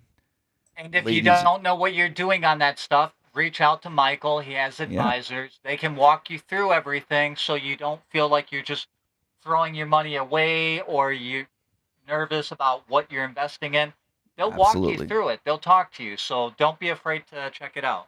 Like, we appreciate them very much. Well, also, don't just put some shit in your cart and then sit on it, because the prices change. They fluctuate. Right. You know, get in on that dip and get yourself in there. Stop buying like get your pull. Stop buying like nigga coin and shit. You know what I mean? Like, wake up. For God's sakes. You know what I mean? Like, something that has fucking value. Okay? What'd you say? I said it. Ladies and gentlemen, let's have some outro music. It's been fucking festive. Templar, Snoop, this was a myself. Fun one. Shout out to Ted. He's on vacation because he works very hard, but he was still here helping us set up. We shout out to him too as well, and everybody. Something for the head, Ominous, fucking Poppy, all you guys, dude. Go check out Something for the Heads. Thank you for commenting, dude. Podcast. Go join his shit. Give him 20 followers. Plus, let's give him 200. How about that? There you go.